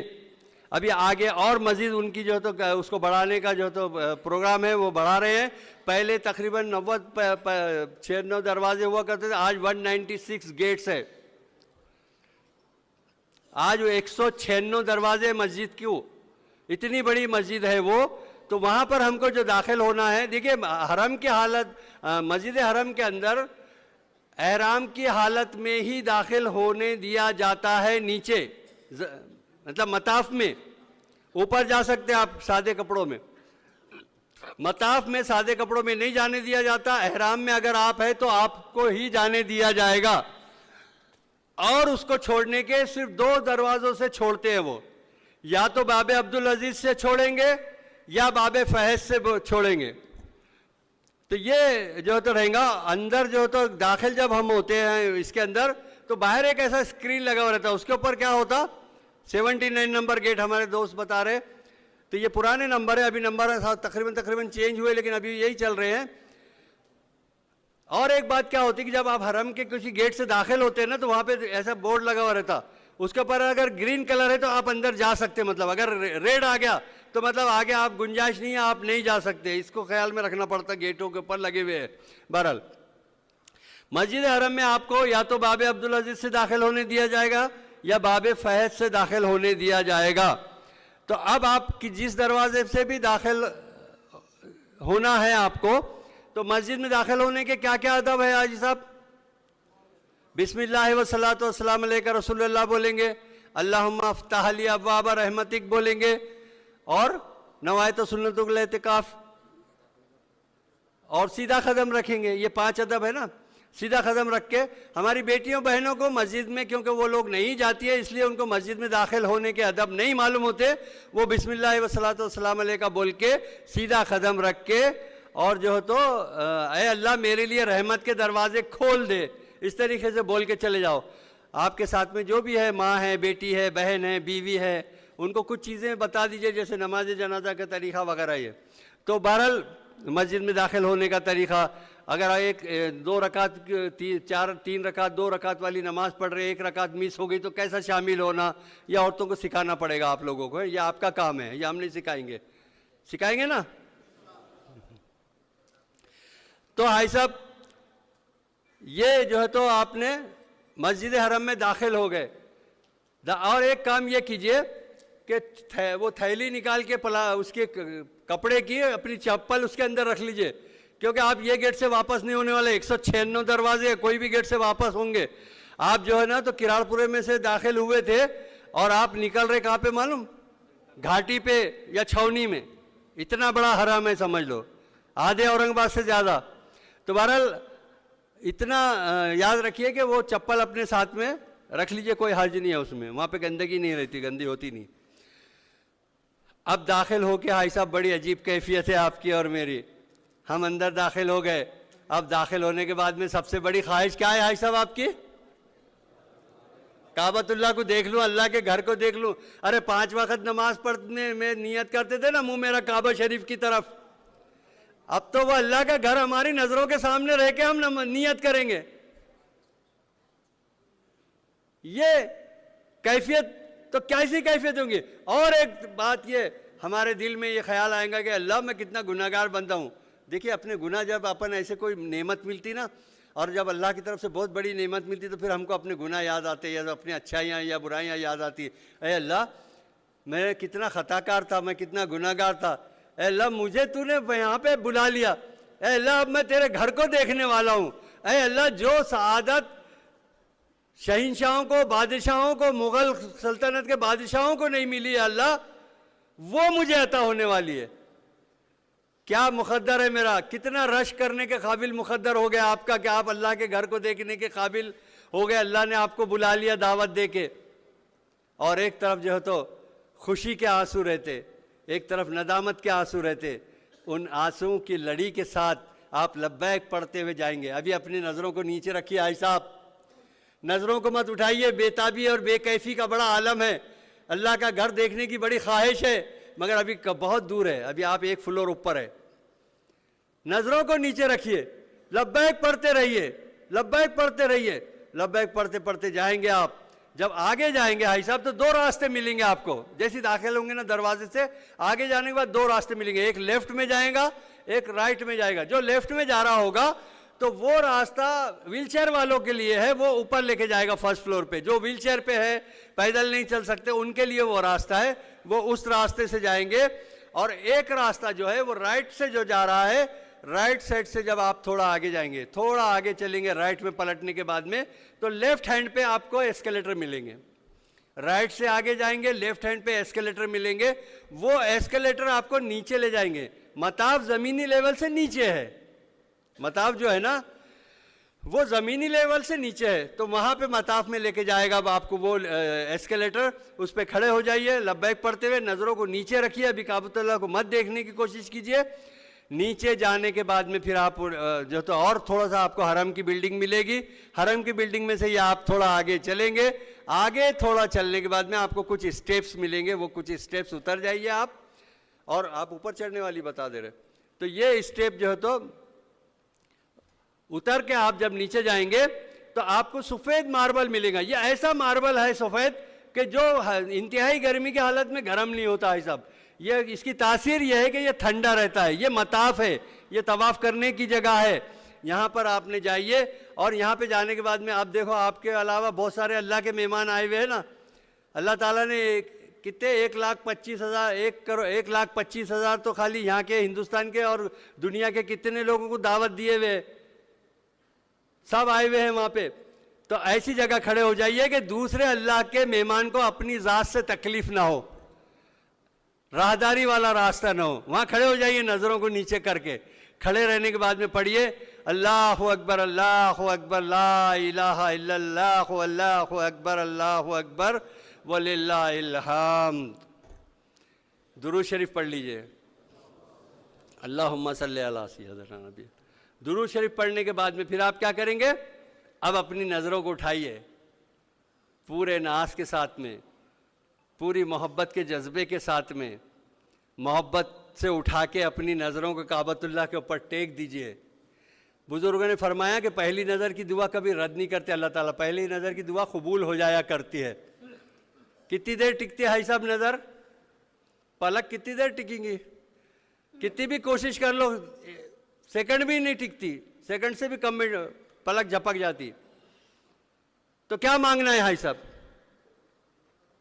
बुजुर्गों ने कहा कि ये कबूलियत दुआ की जगह है, और हजरत इमाम अबू हनीफा रहमतुल्लाह अलैह ने फरमाया कि यहाँ पे ये दुआ कर लिया करो कि ऐ अल्लाह तू मुझे मुस्तजाबुद दावत बना दे, तू मुझे मुस्तजाबुद दावत बना दे, यानी मैं जब भी जो भी दुआ किया करूं कबूल हो जाया करे।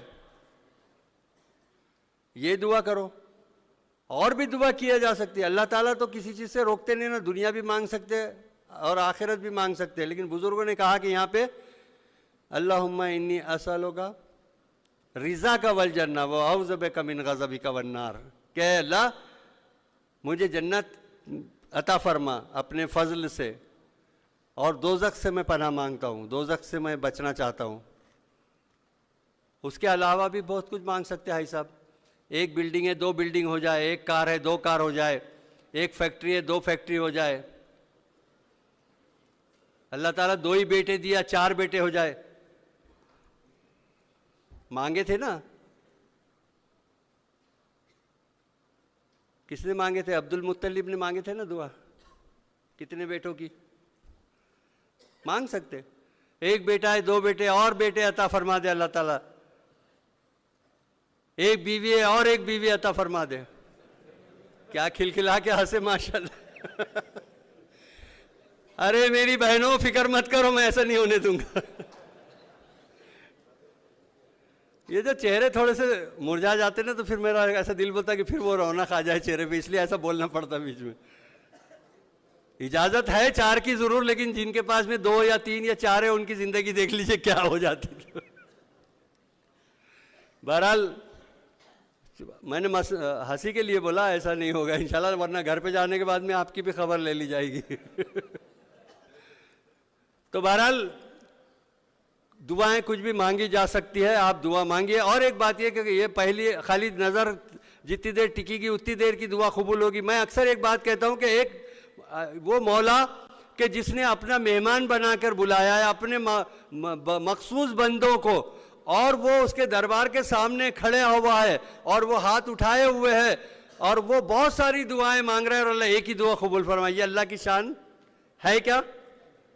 इस उसके साथ में दुआ। एक हमारे हाजी साहब बोलने लगे, बोले मेरा 4था हज 5वां हज है, ये कहीं उम्रे किया कहीं हज किया, हमेशा एक दुआ मांगा अभी तक कबूल नहीं हुई, सब बेकार बोलते ये लोग। बोले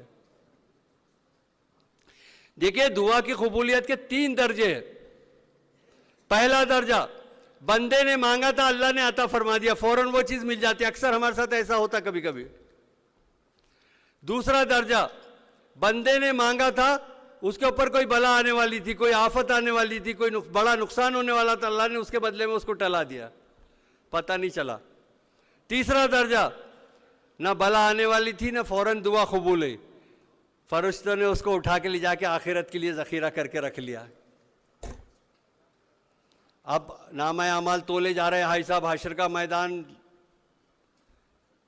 लगा हुआ है, सबके आमाल नामे तोले जा रहे हैं, नेकियां कम पड़ गई।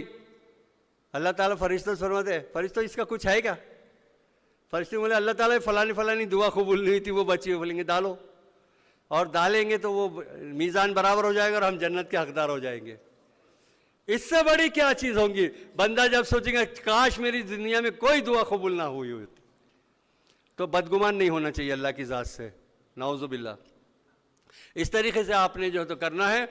और वो करने के बाद में फिर क्या करेंगे आप कि आप आ जाइए, दुआ करने के बाद में आप पहुँचे ही ऐसी जगह है कि आप रुकने यमनी और रुकने अस्वद के दरमियान में तकरीबन पहुँचे। आप काबतुल्लाह के 4 कोने हैं ना, रुकने अस्वद है, रुकने शामी है, रुकने इराक़ी है और रुकने यमनी है, ये 4 कोने हैं। 4 में से जो 2 कोने शामी और इराक़ी है वो हाफ सर्कल में जो तो हतीम की दीवार जो तकरीबन 4 फीट ऊंचाई की दीवार है, 90 इंच चौड़ी दीवार है, उस दीवार के अंदर जो होता है वो 2 कोने, और 2 कोने आज़ाद है, रुकने अस्वद और रुकने यमानी। तवाफ का हर चक्कर रुकने अस्वद से शुरू होकर रुकने अस्वद पर ख़त्म होता है। اس کے پہلے ایک بات بتاؤں کہ طواف میں وضو طہارت شرط ہے، بے طہارت بے وضو طواف نہیں ہوتا ہے، اس لیے اپنی بلڈنگ سے وضو کر کے چل جائیے، ہے نا، اپنی بلڈنگ سے وضو کر کے چل جاؤ، تاکہ وہاں پہ پھر آپ کو نہیں تو انڈر گراؤنڈ میں جا کے وضو کرنا پڑے گا نیچے، تو بلڈنگ سے وضو کر کے چل جاؤ. اگر کسی کو زیادہ دیر وضو نہیں رہتا تو وہاں پر بھی کر سکتے، کوئی حرج نہیں ہے.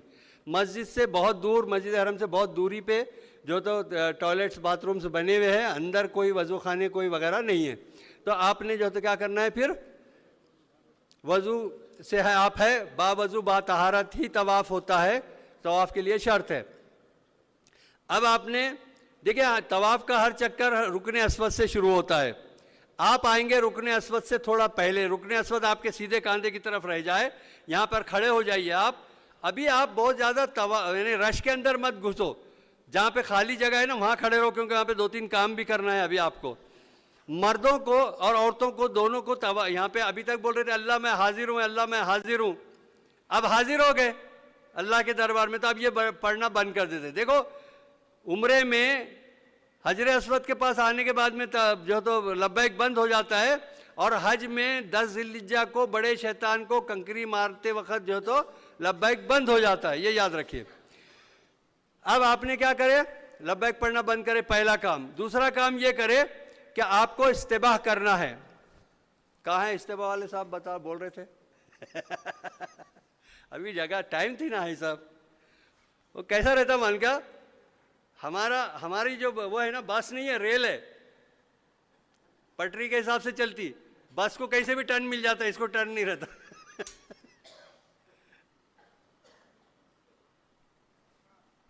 وہ ہمارے الحاج کریم الدین پٹیل صاحب اللہ ان کو غریب رحمت کرے بولتے تھے پٹا پکڑ کے چلنا کیوں صاحب تو بہرحال تو یہ آپ نے جو بڑا حصہ رکھے تھے نا ہم نے سیدھے ہاتھ کا، الٹے ہاتھ کا چھوٹا رکھے تھے، تو الٹے ہاتھ والا کاندھا ڈھکا ہوا رہے گا آپ کا، اور سیدھے ہاتھ والے کاندھے کے نیچے سے آپ اس طریقے سے یہ چادر کو نکالیں گے اور نکال کے الٹے کاندھے پہ ڈال دیں گے. اس کو کہتے ہیں استباح کرنا. استباح، الف سین تا با الف عین، استباح. تو یہ استباح ہے، سنت. استباح کرنا سنت ہے، فرض یا واجب نہیں ہے، سنت ہے استباح کرنا. اس کے بعد میں رمل جو کریں گے آپ وہ بھی سنت ہے. بوسہ لینا حجر اسود کا یہ بھی سنت ہے. سمجھ میں آ گئی نا بات. اب آپ نے کیا کرے، استباح کر لیا. عورتیں نہیں کریں گی، خالی مرد کریں گے، کیونکہ عورت حرم میں ہے ہی نہیں.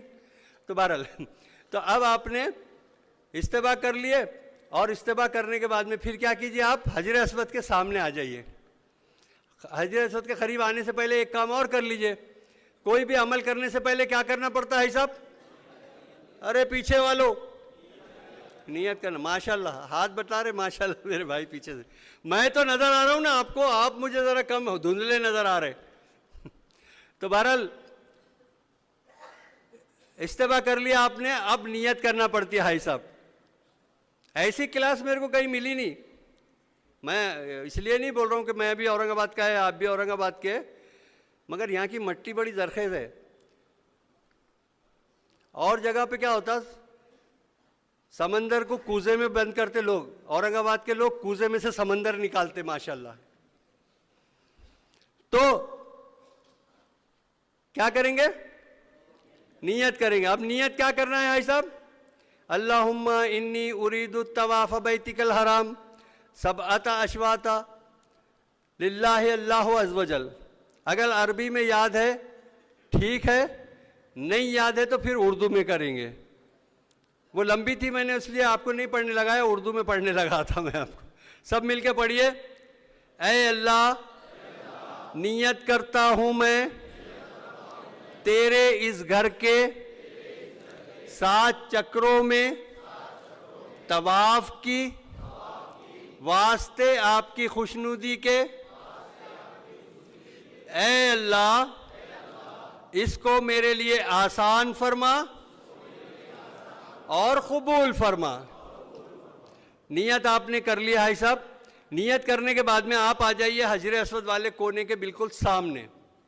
حجر اسود آپ کے سامنے رہ جائے گا. دیکھیں یہ حجر اسود جو ہے نا یہ ایک چاندی کے حلقے میں تقریباً 2.5 فٹ کے خطر کے دائرے کے اندر جو تو چاندی کے حلقے میں ایک بڑا پتھر ہے اندر, اور بڑے پتھر کے اندر 8 چھوٹے چھوٹے پتھر جڑے ہوئے الگ الگ سائز کے. یہ ٹکڑے کیوں ہوا یہ تاریخ میں پڑھی ہے, میں نہیں بتاؤں گا. حجر اسود 23 مہینے تک کے 23 سال تک کے کعبۃ اللہ سے جدا کیوں رہا؟ ابو طاہر نے یمن لے کر چلے گیا تھا, کیسے آیا, پھر کیسے لگا, ٹکڑے کیوں ہوا؟ ٹکڑے ہونے کی وجہ سے وہ تو ثابت تھا جب جنت سے آیا تھا جب, تو وہ پھر بڑے پتھر کے اندر اس کو جڑ دیا گیا, اس کو بوسہ لینا سنت ہے. تو وہ چاندی کے حلقے پہ آپ دونوں ہاتھ رکھ کے اس کو بوسہ لیتے ہیں. تو وہ وہاں پہ وہ تقریباً 4-4.5 فٹ کی بلندی پہ زمینی لیول سے آپ کھڑے ہو جائیے. جس جگہ پہ آپ کھڑے ہیں اسی جگہ سے اب یہ استلام کر لیجئے, کیونکہ بوسہ نہیں لے سکتے آپ, بہت زیادہ رش رہتا, اور دوسری بات یہ ہے کہ اس پہ عطر لگا ہوا رہتا. تو آپ بوسہ لینے کی کوشش ابھی مت کرو احرام کی حالت میں. جس جگہ ہے اسی جگہ کھڑے ہو جائیے. کھڑے رہ کر یہاں پہ 2 کام کرنے کے, پہلے چکر میں 2 کام کرنے کے رہتے. ایک رہتا استقبال حجر اسود, ایک ہوتا ہے استقبال حجر اسود, اور ایک ہوتا ہے استباع حجر اسود. استقبال پہلے چکر میں ہوگا, ہر چکر میں نہیں ہوگا. استقبال کیا ہے حاجی صاحب؟ اپنے دونوں ہاتھوں کو حجر اسود کے سامنے کھڑے رہ کے بسم اللہ اللہ اکبر وللہ, جس طرح سے ہم تکبیر تحریمہ میں ہاتھ اٹھاتے ہیں, بسم اللہ اللہ اکبر وللہ الحمد بول کے ہاتھوں کو نیچے چھوڑ دیں گے اور پڑھیں گے اللہم ایمانم بکا و تصدیقم بکتابکا و اتباع لسنت نبی کا صلی اللہ علیہ وسلم. اگر یاد ہے تو یہ پڑھیے, ورنہ بسم اللہ اللہ اکبر للہ الحمد بول کے ہاتھوں کو چھوڑ دیجئے. یہ ہو گیا ہے استقبال, یہ خالی پہلے چکر میں ہوگا. اب دوسری بار کیا کیجئے کہ دونوں ہاتھوں کی ہتھیلیوں کو اس طرح سے کیجئے, حجر اسود کی طرف دونوں ہتھیلیاں کر لیجئے, اور کرنے کے بعد میں پھر بسم اللہ اللہ اکبر وللہ الحمد بولیے اور ہتھیلی کا بوسہ لیجئے. ہتھیلی کا بوسہ لینے میں کوئی اور مشابہت پیدا نہ ہو, اس بات کا خیال رکھیے. ہلکے سے بوسہ لے لیجئے, بوسہ لے لیں گے آپ, اور بوسہ لینے کے بعد میں پھر کیا کریں گے؟ اب یہ کیا ہو گیا؟ آپ کا استلام ہو گیا. نیت یہ کیجئے کہ میں نے حجر اسود کا بوسہ لیا, کیونکہ قیامت کے دن اللہ تعالیٰ اس کو آنکھیں دینے والے ہیں, اس کو ہاتھ پیر دینے والے ہیں, اس کو زبان دینے والے ہیں. یہ گواہی دینے والا ہے تمہاری اور ہماری کہ جو تو یہ میں نے اس کو بوسہ لے لیا تھا بول کے. تو اس طریقے سے جو تو ہم, کیا طبیعت خراب ہو رہی؟ کیا پانی وانی چاہیے؟ طبیعت خراب ہو رہی؟ تو بہرحال اس طریقے سے جو تو آپ نے بوسہ لینا ہے حجر اسود کا, بسم اللہ اللہ اکبر وللہ الحمد بول کے. اس کو کہتے ہیں استلام کرنا. تو اب آپ نے استباع کرے, پھر استلام کر لیے. استلام کرنے کے بعد میں آپ طواف شروع کریں گے. دیکھیں 7 چکر ہوتے ہیں طواف کے اندر. طواف جو ہوتا ہے وہ اینٹی کلاک وائز ہوتا ہے, اینٹی کلاک وائز طواف ہوتا ہے. آپ چلیں گے رکن اسود کے کونے سے لے کے آپ باب کعبہ کی طرف چلیں گے. آپ کو جو تو سیدھے ہاتھ کے اوپر, اگر آپ اندر سے جا رہے ہیں تو یا باہر سے جا رہے ہیں تو الٹے ہاتھ کی طرف آپ کو جو تو مقام ابراہیم ملے گا. مطاف میں کسی بھی جگہ سے مسجد کے اندر تک کے کہیں سے بھی آپ طواف کر سکتے ہیں. طواف کریں گے آپ. طواف کے اندر کیا کرنا پڑنا ہے؟ دیکھیے طواف جو ہے نا مثل نماز کے ہے. طواف جو ہے نا قرآن میں ہے اس کا ایک ذکر, دیکھو کہ طواف جو ہے مثل نماز کے ہے. جیسا نماز کے اندر کیا ہوتا ہے صاحب, ہم نے رکعت باندھ لیے تو ہم بات نہیں کر سکتے, یا ایون ہم اوپر بھی نہیں دیکھ سکتے, ہے نا. ہماری نظریں نیچے رہے گی سجدگاہ کی جگہ پہ, اور ہم جو تو نیچے دیکھ کے نماز پڑھیں گے. اس طریقے سے طواف میں بھی ویسا ہی ہے, نماز کی طرح ہی رہنا ہے, لیکن طواف میں بات کی جا سکتی ہے. لیکن کہا گیا کہ جب بات کرو تو کوئی ایسی بات ہو کہ بہت ضروری ہو, یا آپ کو کوئی مسئلہ پوچھنا ہو, بتانا ہو تو کر سکتے. لا یعنی باتیں ہمارے زبردستی کی ادھر ادھر کی باتیں کرتے ہوئے نہیں جاتے. کریم الدین پٹیل صاحب ہمیشہ کہتے تھے, میں یاد دلا رہا ہوں ہمارے خالق صاحب کو, کہ وہ صاحب کا وہ جملہ کہ طواف کرتے کرتے ایک صاحب جو تو فون کے اوپر, ہاؤ ڈیئر, 3 چکر چل رہا میرا. واٹ از دس یار, یہ کیا ہے؟ صاحب ہمارے کریم الدین پٹیل صاحب اکثر بولتے تھے. تو یہ مت کیجئے.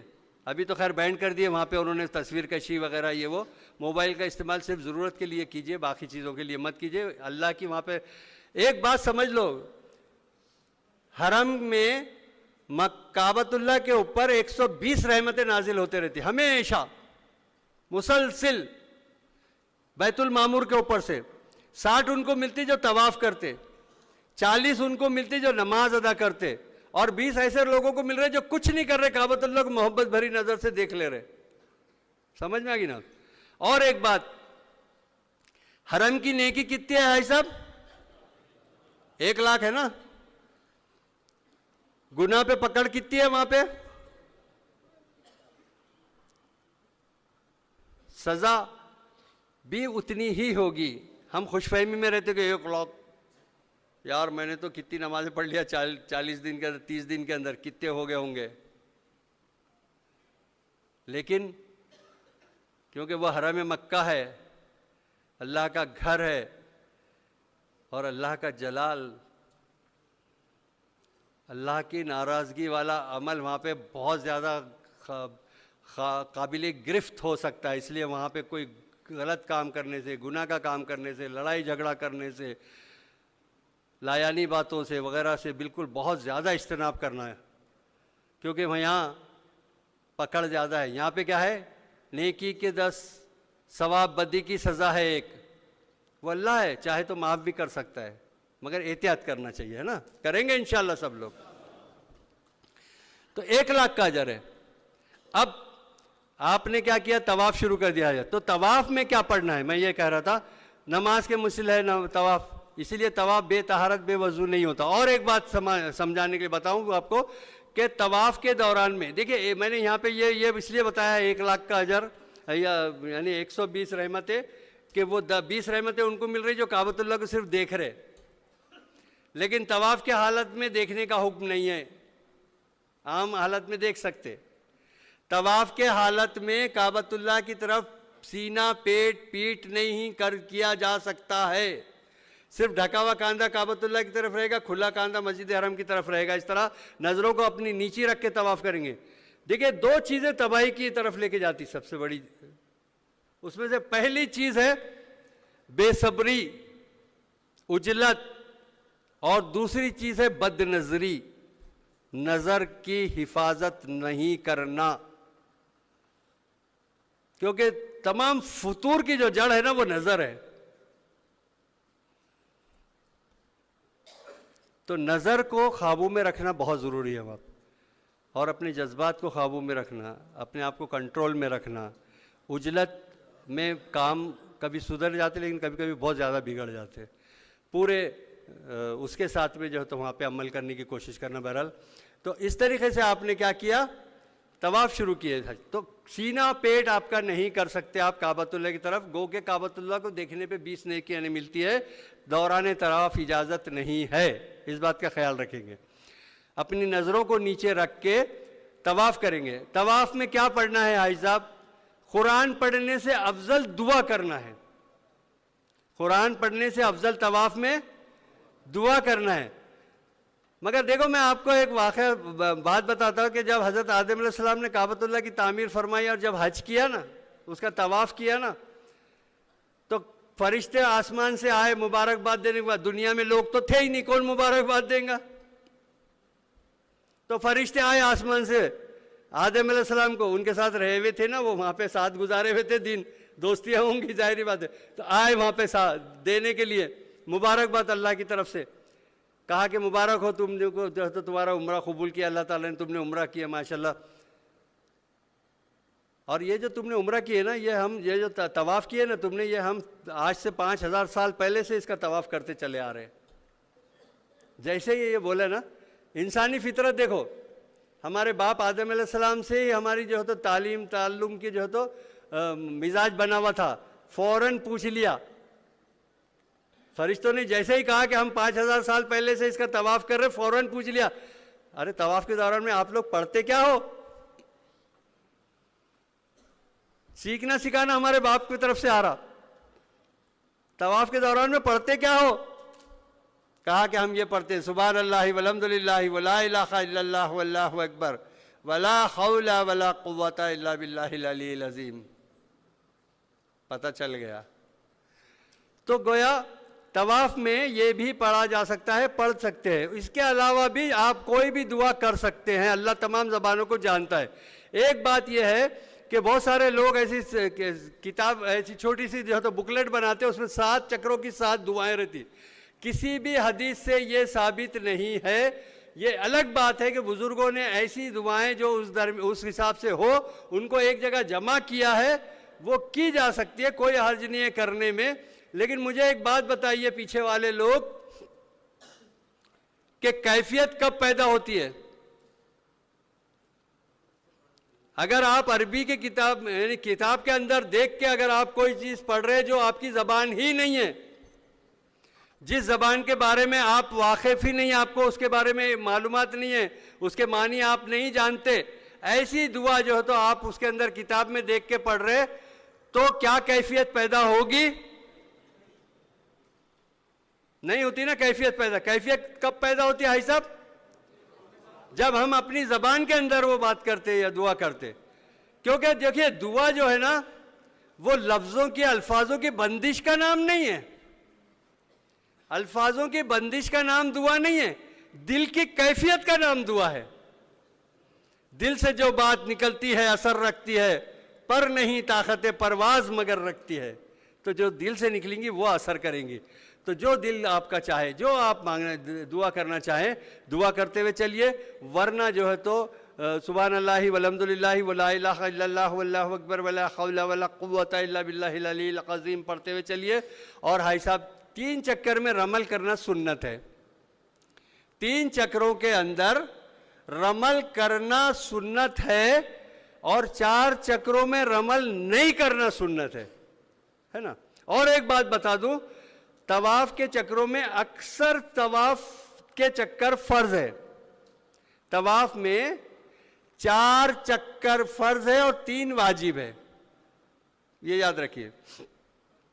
اکثر چکر فرض ہے. تو اب آپ نے کیا کرنا ہے؟ رمل کرنا ہے.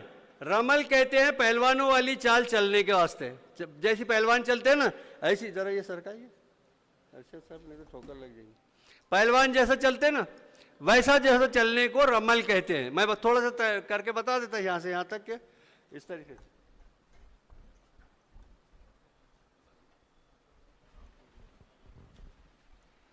یہ اس طریقے سے. تو یہ اس طریقے سے چلنے کو رمل کہتے ہیں.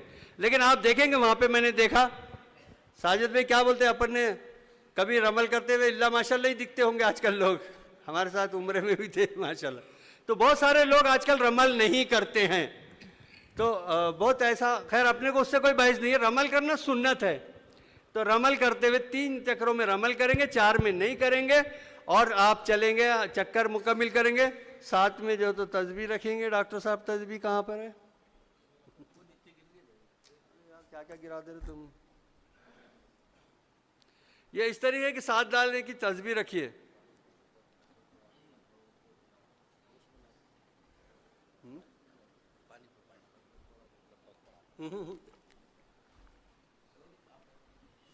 مت پڑھائیے. نہیں سنو میری بات، میرے کو ابھی بہت کچھ بولنا ہے. لبیک مت پڑھاؤ ابھی. لبیک کا کام ہو گیا نا، آپ نیت کر لیے، طواف شروع ہو گیا. آپ کا لبیک پڑھ رہے، بند ہو گیا لبیک طواف سے پہلے. تو کیا کریں گے؟ سبحان اللہ والحمد للہ ولا الہ الا اللہ واللہ اکبر کرتے ہوئے 3 چکروں میں رمل کرتے ہوئے طواف کریں گے. اور بھائی صاحب رمل کے اندر اتنا مت دوڑو کہ ہماری بیٹی بھی ہے، بہن جو تو 1 چکر پیچھے رہ جائے، اس کو بھی ساتھ میں لے کے چلو بھائی، آگے یا پیچھے بہرحال. تو اب آپ چلیں گے 7 چکر کریں گے. آپ نکلے، آپ کو مقام ابراہیم ملا، مقام کے سیدھے یا دائیں طرف سے آپ چلے، باب کعبہ پاس ہوا، اس کے بعد ہاف سرکل ملا آپ کو، حتیم کا حصہ ملا، اس کے باہر سے آپ جائیں گے، آتے جائیے. وہاں سے پھر رکن شامی، رکن عراقی پاس کیا آپ نے. حجر اسود سے پہلے والا جو کونا ہے وہ رکن یمانی ہے. رکن یمانی کے اوپر آپ کیا کریں گے؟ اگر آپ بہت زیادہ قریب سے گزرے تو خالی اس کو چھونے کا ہے، بوسہ نہیں لینے کا ہے، نہ ہاتھ کا نہ اس کا، خالی چھونے کا ہے. اور اگر دور سے گزر رہے تو ٹاٹا بائے بائے نہیں کرنے کا، بہت سارے لوگ کرتے ہوئے دکھیں گے آپ کو، اس کو اشارہ نہیں کرنے کا، بلکہ وہاں سے رکن یمانی سے لے کے رکن اسود تک کے جو کونا ہے، یہاں پر بہت سارے فرشتے کھڑے ہوئے ہیں آپ کے دعاؤں پہ لبیک کہنے کے لیے. تو یہاں پہ کیا پڑھنا ہے؟ قرآن کے اندر بھی فرمایا گیا ربنا آتنا فی الدنیا حسنہ وفی الآخرۃ حسنۃ وقنا عذاب النار وادخلنا الجنۃ مع الابرار یا عزیز یا غفار یا رب العالمین. یہ دعا جو ہے تو آپ کریں گے وہاں سے وہاں تک کہ ربنا آتنا فی الدنیا، ہم جو تو نماز کے اندر بھی پڑھتے، یہ پڑھتے ہوئے آئیں گے حجر اسود والے کونے تک کے. حجر اسود والے کونے پہ جب آپ آ جائیں گے تو پھر آپ نے جو ہے تو کیا کرنا ہے؟ اب یہاں پر ایک مسئلہ پیدا ہوتا ہے صاحب، کعبۃ اللہ کی طرف رخ نہیں کرنا ہے ہمارے کو اور استلام کرنا ہے، تو پھر کیا کریں گے؟ بہت سارے علماء نے یہ کہا ہے کہ اس طریقے سے کر لیا کرو، لیکن بہت سارے علماء کا کہنا یہ ہے کیونکہ یہاں پہ ہم جو ہے تو متحرک نہیں رہتے، ساکن ہو جاتے. حجر اسود کے پاس آنے کے بعد میں ہم ساکن ہو جاتے، یعنی ٹھہر جاتے. تو ٹھہرنے کا مسئلہ الگ اور چلنے کا مسئلہ الگ. اب اس کی مثال میں آپ کو دیتا. حاجی صاحب آپ کا تیسرا چکر چل رہا تھا، دوسرا چل رہا تھا یا چوتھا چل رہا تھا، نماز کھڑے ہو گئی، جماعت کھڑے ہو گئی، ظہر کی، عصر کی، مغرب کی، عشاء کی، فجر کی، کوئی بھی جماعت. آپ طواف کر رہے تھے، 2 چکر مکمل ہوئے، جماعت کھڑے ہو گئی، آپ کے لیے کیا حکم ہے؟ پہلے فرض نماز ادا کریں گے، اس کے بعد پھر طواف کریں گے نا. تو پھر آپ نے جہاں پر ہیں، آپ جس حالت میں ہیں وہیں پر بھی کھڑے، وہیں پر اسی جگہ کھڑے ہوں گے، کعبۃ اللہ کی طرف اپنا رخ کر لیں گے، نماز کی ادائیگی ہو جائے گی آپ کی. نماز ہونے کے بعد میں جیسے ہی سلام پھیرے گا امام، ویسے ہی آپ جو ہے تو پھر چلنا شروع کر دیں گے. ایک بات. دوسری بات یہ، یہاں پہ آپ کیونکہ موقع آ گیا تو میں بتا دیتا کہ دیکھیے وہاں پہ ہر نماز کے بعد میں نماز جنازہ ہوتی ہے. آپ کوئی بھی نماز ادا کر رہے ہوں گے تو نماز جیسے ہی ختم ہوگی آپ تھوڑی دیر رک جائیے، سنتوں کے لیے کھڑے مت ہو جائیے، ابھی سے تھوڑی دیر رک جائیے. آپ 1-2-3 منٹ رکیں گے نا تو ایک اعلان ہوگا، الصلاۃ المیت یا رحمکم اللہ. سمجھ جائیے کہ نماز جنازہ ہونے والی ہے. 10 جنازے بھی ہو سکتے، 15 بھی ہو سکتے، 50 بھی ہو سکتے. نماز جنازہ پڑھنے کا کتنا اجر ہے اکبر قادری؟ ایک خیرات کرنے کا. خیرات کتنا ہوتا ہے؟ احد کے پہاڑ کے برابر. بہت بڑا اجر ہے. کوشش کریں کہ وہاں پہ نماز جنازہ پڑھیں آپ ہر نماز میں. وہ تو خیر پڑھنا ہی پڑتا کیونکہ آپ وہ رہتے. اور خواتین کو بھی، کیونکہ خواتین بھی حرم کے اندر رہتی ہے، وہ گو کہ وہ اپنے سیکشن میں رہتی ہے. مردوں کے ساتھ اخلاط و تقلید کا معاملہ آج کل نہیں رہا. وہاں پہ عورتوں کے الگ جو ہے تو سیکشن بنے ہوئے ہوتے ہیں، مردوں کے الگ سیکشن ہوتے ہیں. عورتوں کو بھی نماز جنازہ پڑھنے کا طریقہ سکھا دیجیے کہ کیا طریقے ہے، کیا پڑھا جاتا ہے اس کے اندر، کتنے جو تو تکبیرات ہوتی ہے وغیرہ وغیرہ، تاکہ وہ بھی وہاں پہ نماز جنازہ پڑھ کے وہ اجر حاصل کر سکیں. تو اب آپ نے کیا ہوا کہ آپ نے رک کے نماز پڑھ لی اور اس کے بعد پھر طواف شروع کر دیا. تو اسی طریقے سے یہ ہے کہ آپ ساکن ہو گئے حجر اسود کے سامنے آ کے، تو آپ حجر اسود کی طرف رک کر کے آپ دوسرا استلام کریں گے، بسم اللہ اللہ اکبر، ہاتھ کا بوسہ لیں گے، ایک دانہ نیچے کریں گے. اس طریقے سے 7 چکر مکمل کریں گے. 3 میں عمل کریں گے، 4 میں نہیں کریں گے. ہر وقت جو تو سبحان اللہ والحمدللہ ولا الہ الا اللہ واللہ اکبر ولا حول ولا قوت الا باللہ العلی العظیم، یا کوئی اور دعا کرتے ہوئے جو بھی آپ کا دل بولے، نظروں کو اپنے پوری طور پہ نیچے رکھتے ہوئے اور پورے جو ہوتا کیفیت کے اندر ڈوبتے ہوئے آپ طواف کریں گے. ایک کام اور کرنا ہے بھائی صاحب طواف کے درمیان میں.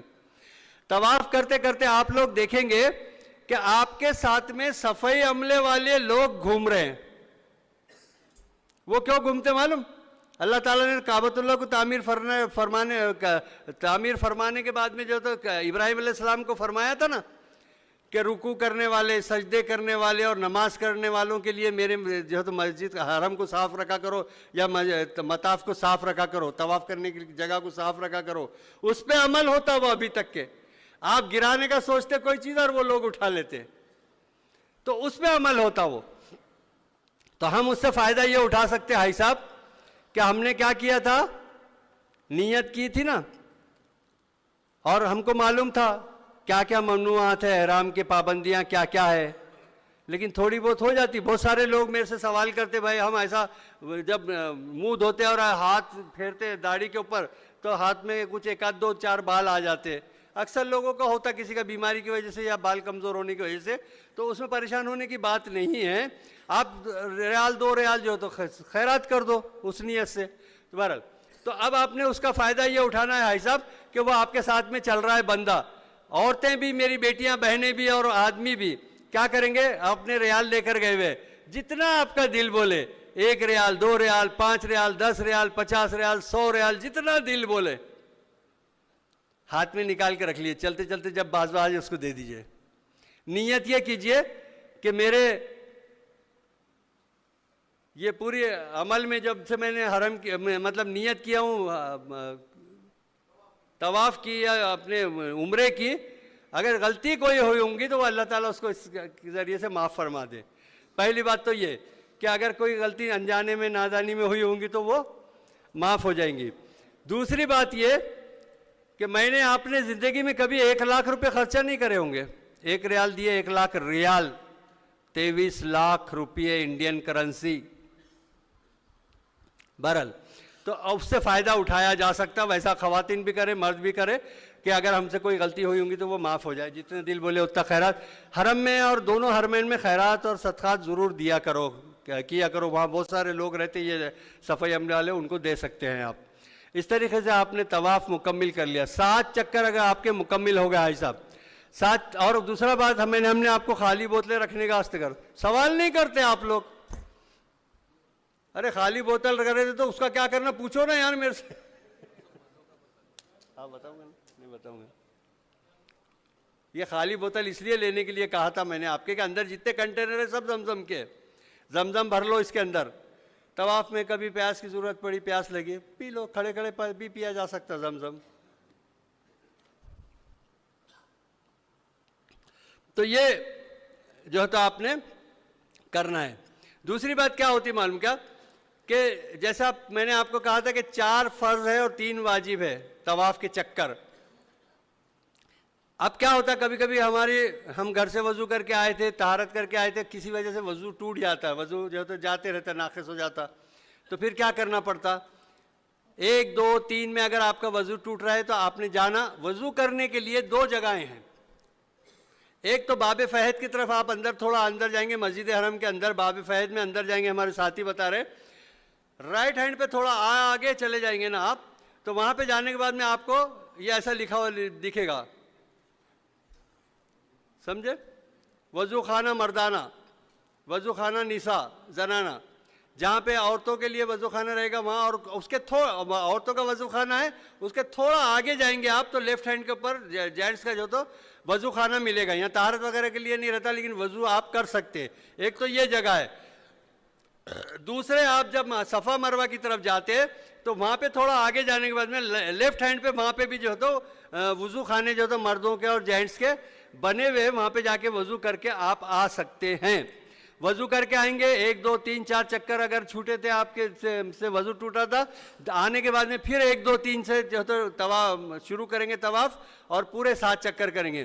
لیکن 4 کے بعد چھوٹا، 5 میں چھوٹا، 7 میں چھٹے میں ٹوٹ گیا آپ کا وضو، آپ جائیے وضو کر کے آئیے اور 1 چکر مکمل کیجیے اگر چھٹے میں ٹوٹا تھا تو. 4 کے بعد ٹوٹتا ہے تو پھر آگے کے مکمل کرنا ہے، 4 کے پہلے ٹوٹتا ہے تو پھر وہ پورے کرنا ہے. سمجھ میں آ گئی بات. تو یہ جو تو ایک کام وہاں پہ یہ بھی کرنے کا رہتا. اب آپ نے جو تو طواف کر لیا بھائی صاحب، طواف مکمل ہو گیا آپ کا. طواف کے بعد کیا کرنا پڑتا؟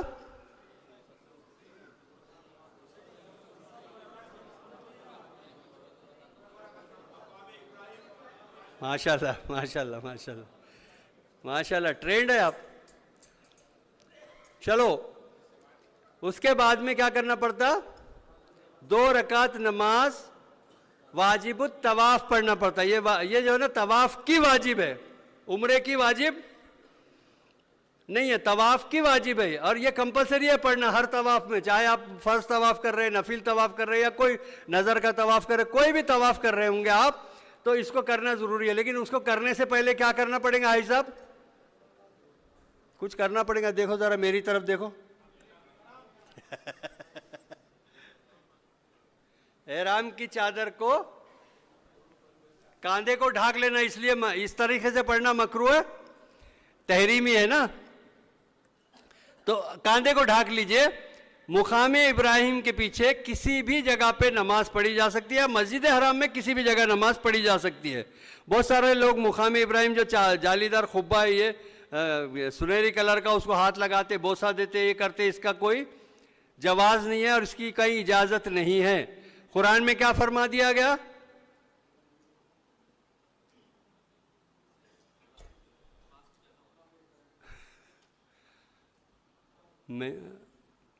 خیر وہ عربی کا یاد نہیں آ رہا میرے کو.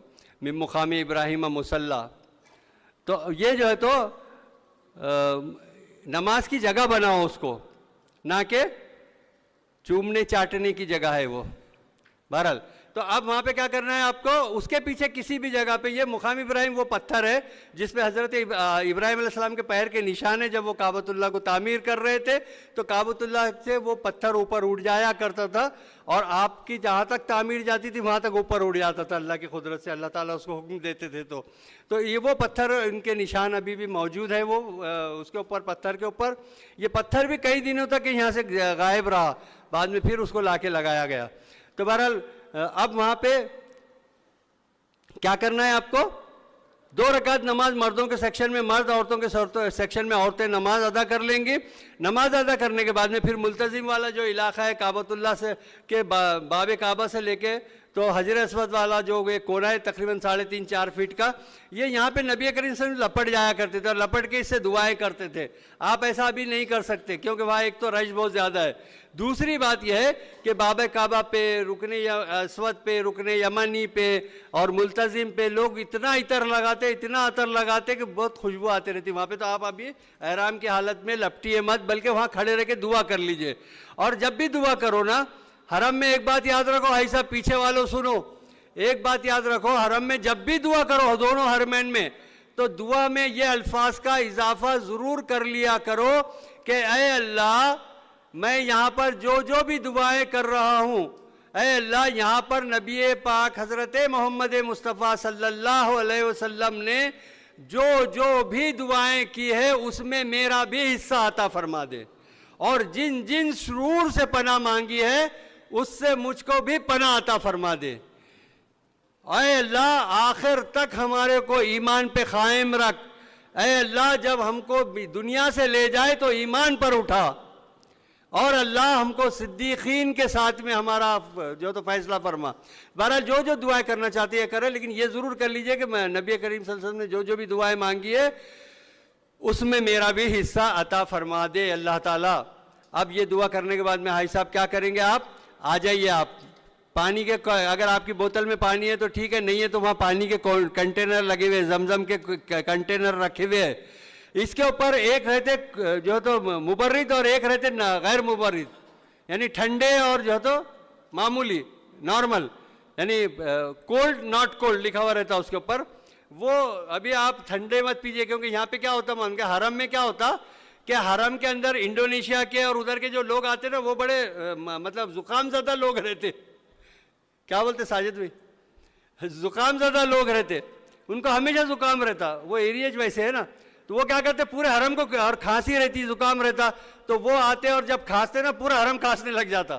پورے حرم کو جو ہے تو وہ وائرس چھوڑ دیتے ان کے, تو وہ سب پورے حرم کھانسنے لگ جاتا. اور ویسے بھی کیا ہوتا کہ ہم کو اتنی زیادہ عادت نہیں رہتی, بلڈنگ میں اے سی, کار میں اے سی, بس میں اے سی, حرم پورا اے سی, اتنی عادت نہیں رہتی نا ہم کو اے سی میں رہنے کی.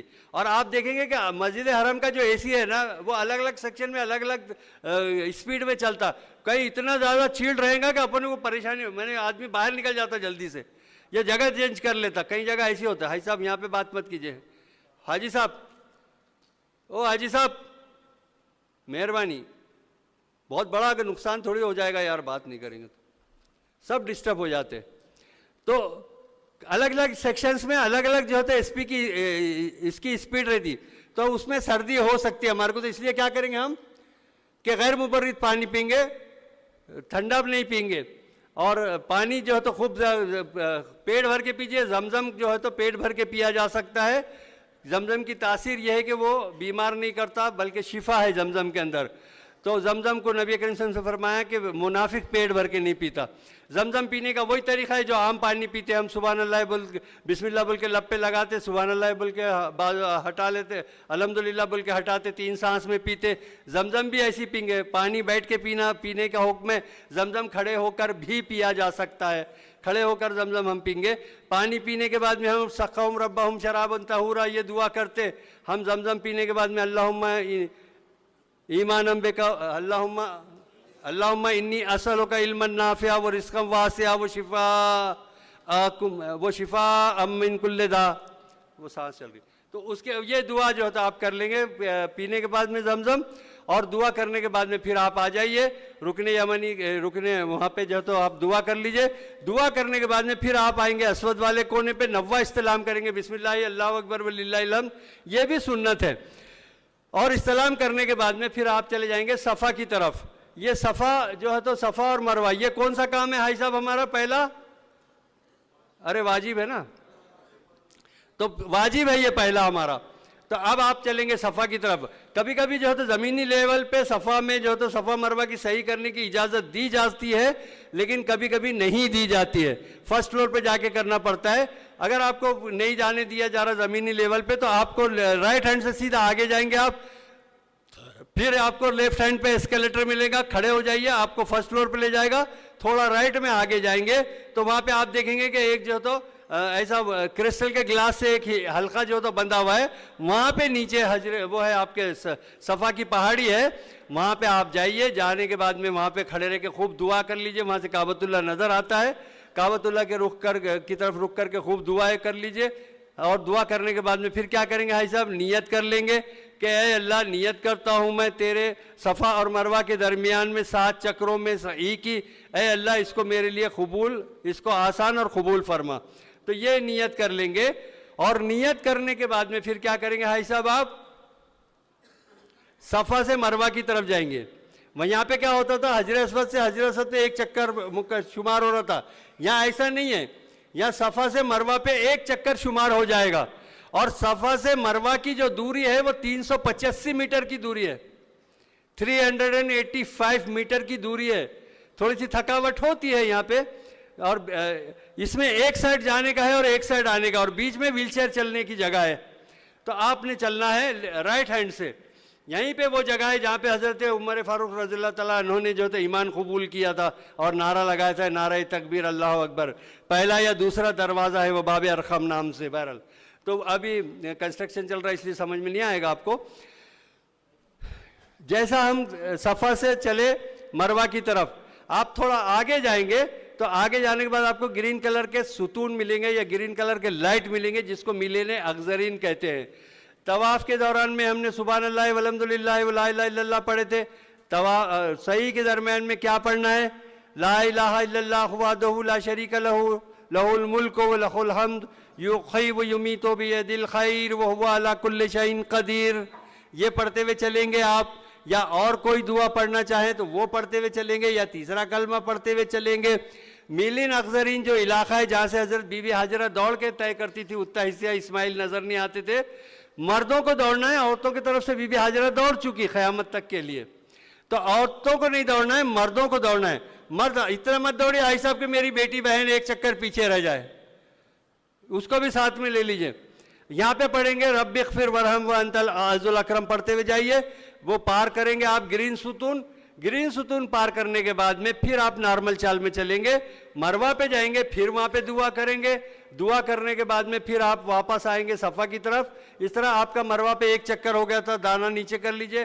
پھر صفا پہ جائیں گے 2 چکر، مروہ 3، اس طرح سے 7 چکر آپ کے مروہ پہ ختم ہو جائیں گے. 7واں چکر جب آپ کا مروا پہ ختم ہوگا تو وہاں پہ آپ نے کیا کرنا ہے صاحب, دعا کر لیجئے خوب دیر کھڑے رہ کے, اور اس کے بعد میں پھر وہاں جگہ رہتی ہے سائیڈ میں, وہاں پہ پانی کے کنٹینر بھی رہتے, نلکے بھی لگے ہوئے رہتے بیچ میں, تو وہاں پہ جا کے 2 رکعت نماز پڑھ لیجئے. آپ نیت کر رہے تھے نا بار بار کہ آسان فرما اور قبول فرما, تو اللہ تعالیٰ پہلے قبول کرتے ہیں بعد میں بلاتے ہیں. قبول نہیں کرنے کا رہے تو بلاتے ہی نہیں اللہ تعالیٰ. تو قبول تو کر چکے انشاءاللہ, یہ ہمارا ایمان ہے. آسان بھی کر دیے تو شکرانہ بھی تو ادا کرو نا. اللہ نے آسان بھی کر دیا, قبول بھی کر لیا, تو پھر کیا کریں گے ہم؟ شکرانہ ادا کریں گے. تو شکرانہ ادا کر لیجئے, 2 رکعت نماز وہاں پر پڑھ لیجئے, اور 2 رکعت نماز پڑھنے کے بعد میں پھر آپ کیا کریں گے کہ دعا کر لیجئے, اور دعا کر کے پھر آپ باہر نکل جائیے, مروہ والے گیٹ سے باہر نکل جائیے, یا تو پھر صفا پہ پورا واپس آ کے اوپر کے اوپر آپ جو ہے تو فلائی اوور کے اوپر آ سکتے ہیں, اور وہ آپ کے مکہ ٹاور کی طرف جا سکتے ہیں. ایک وہ طریقہ بھی ہے.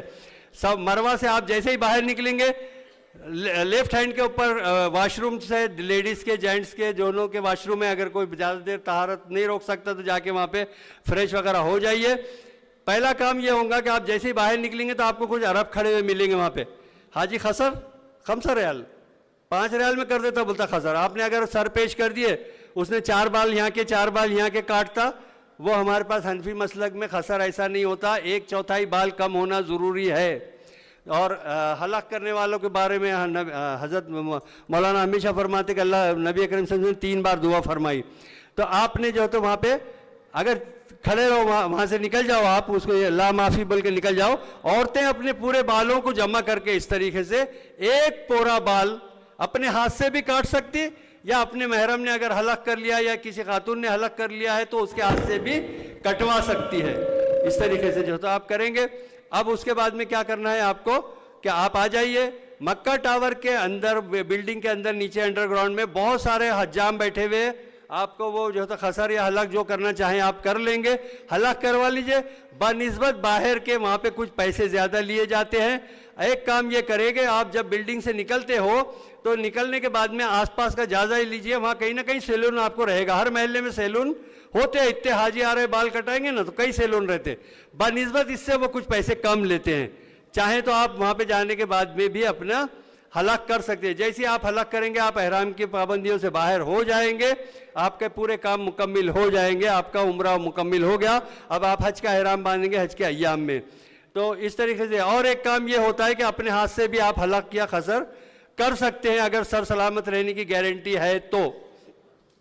بہرحال اب آپ کو وہاں رہتے ہوئے تکبیر اولیٰ کے ساتھ میں نمازیں ادا کرنا ہے.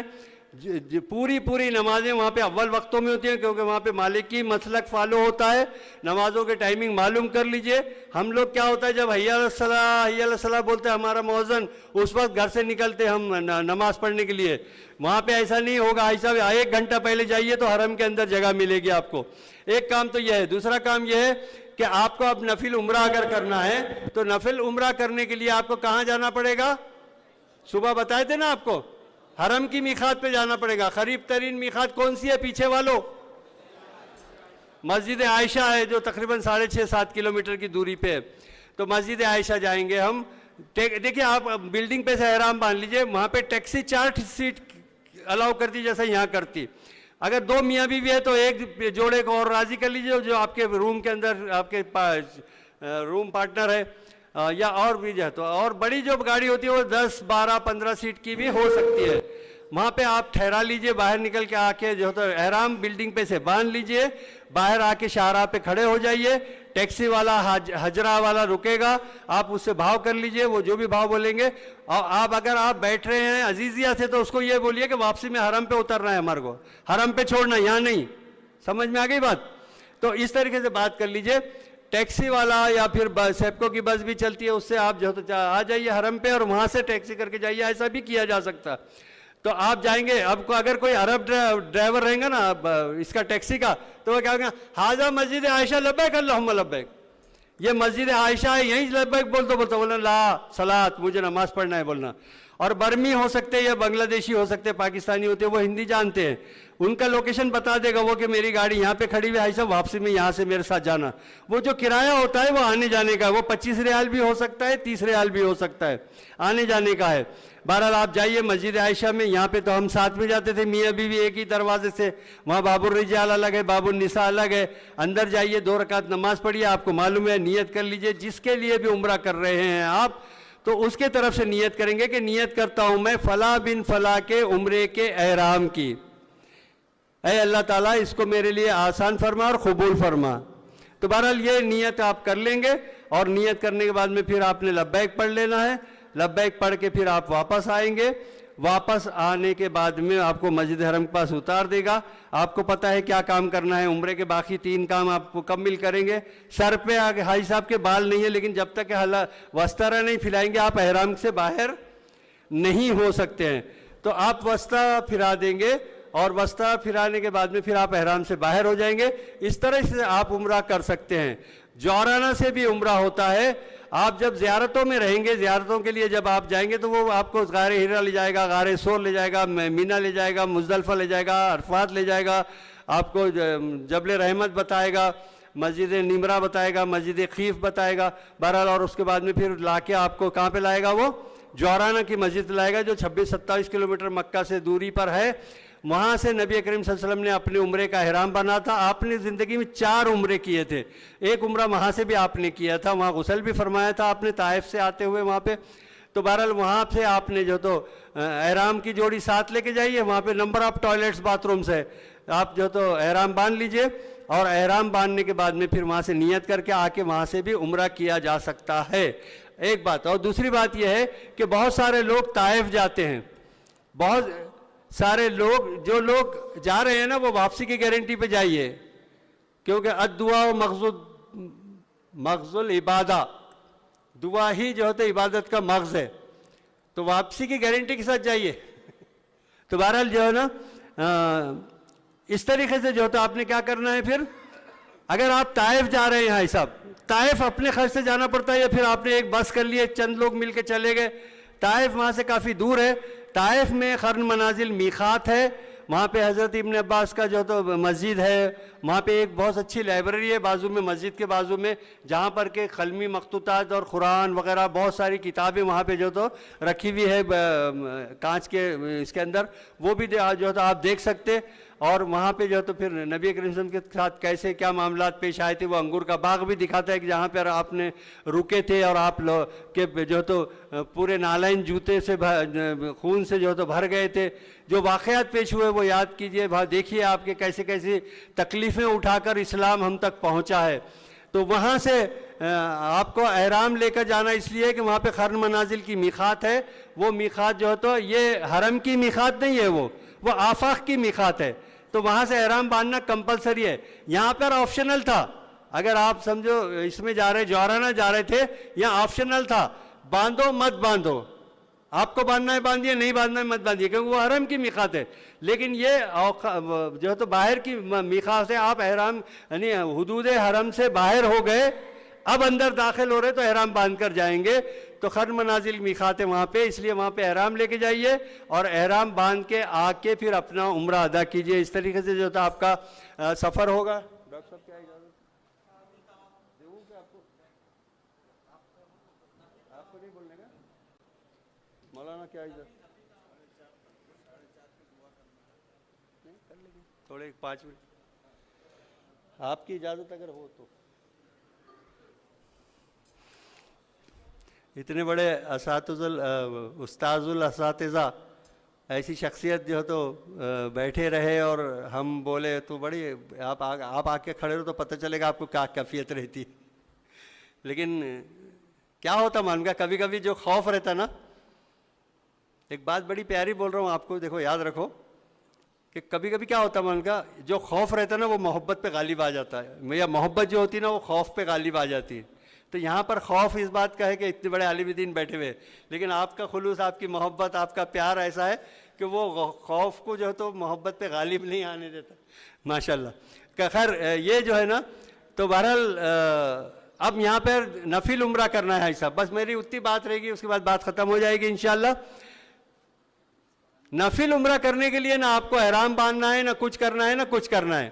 جن کپڑوں میں ہیں آپ، انہی کپڑوں کے اندر اگر دھوکہ دینے کی نیت نہیں ہے تو انہی کپڑوں کے اندر فرسٹ فلور پہ سے یا سیکنڈ ٹیرس پہ سے آپ طواف کر سکتے ہیں.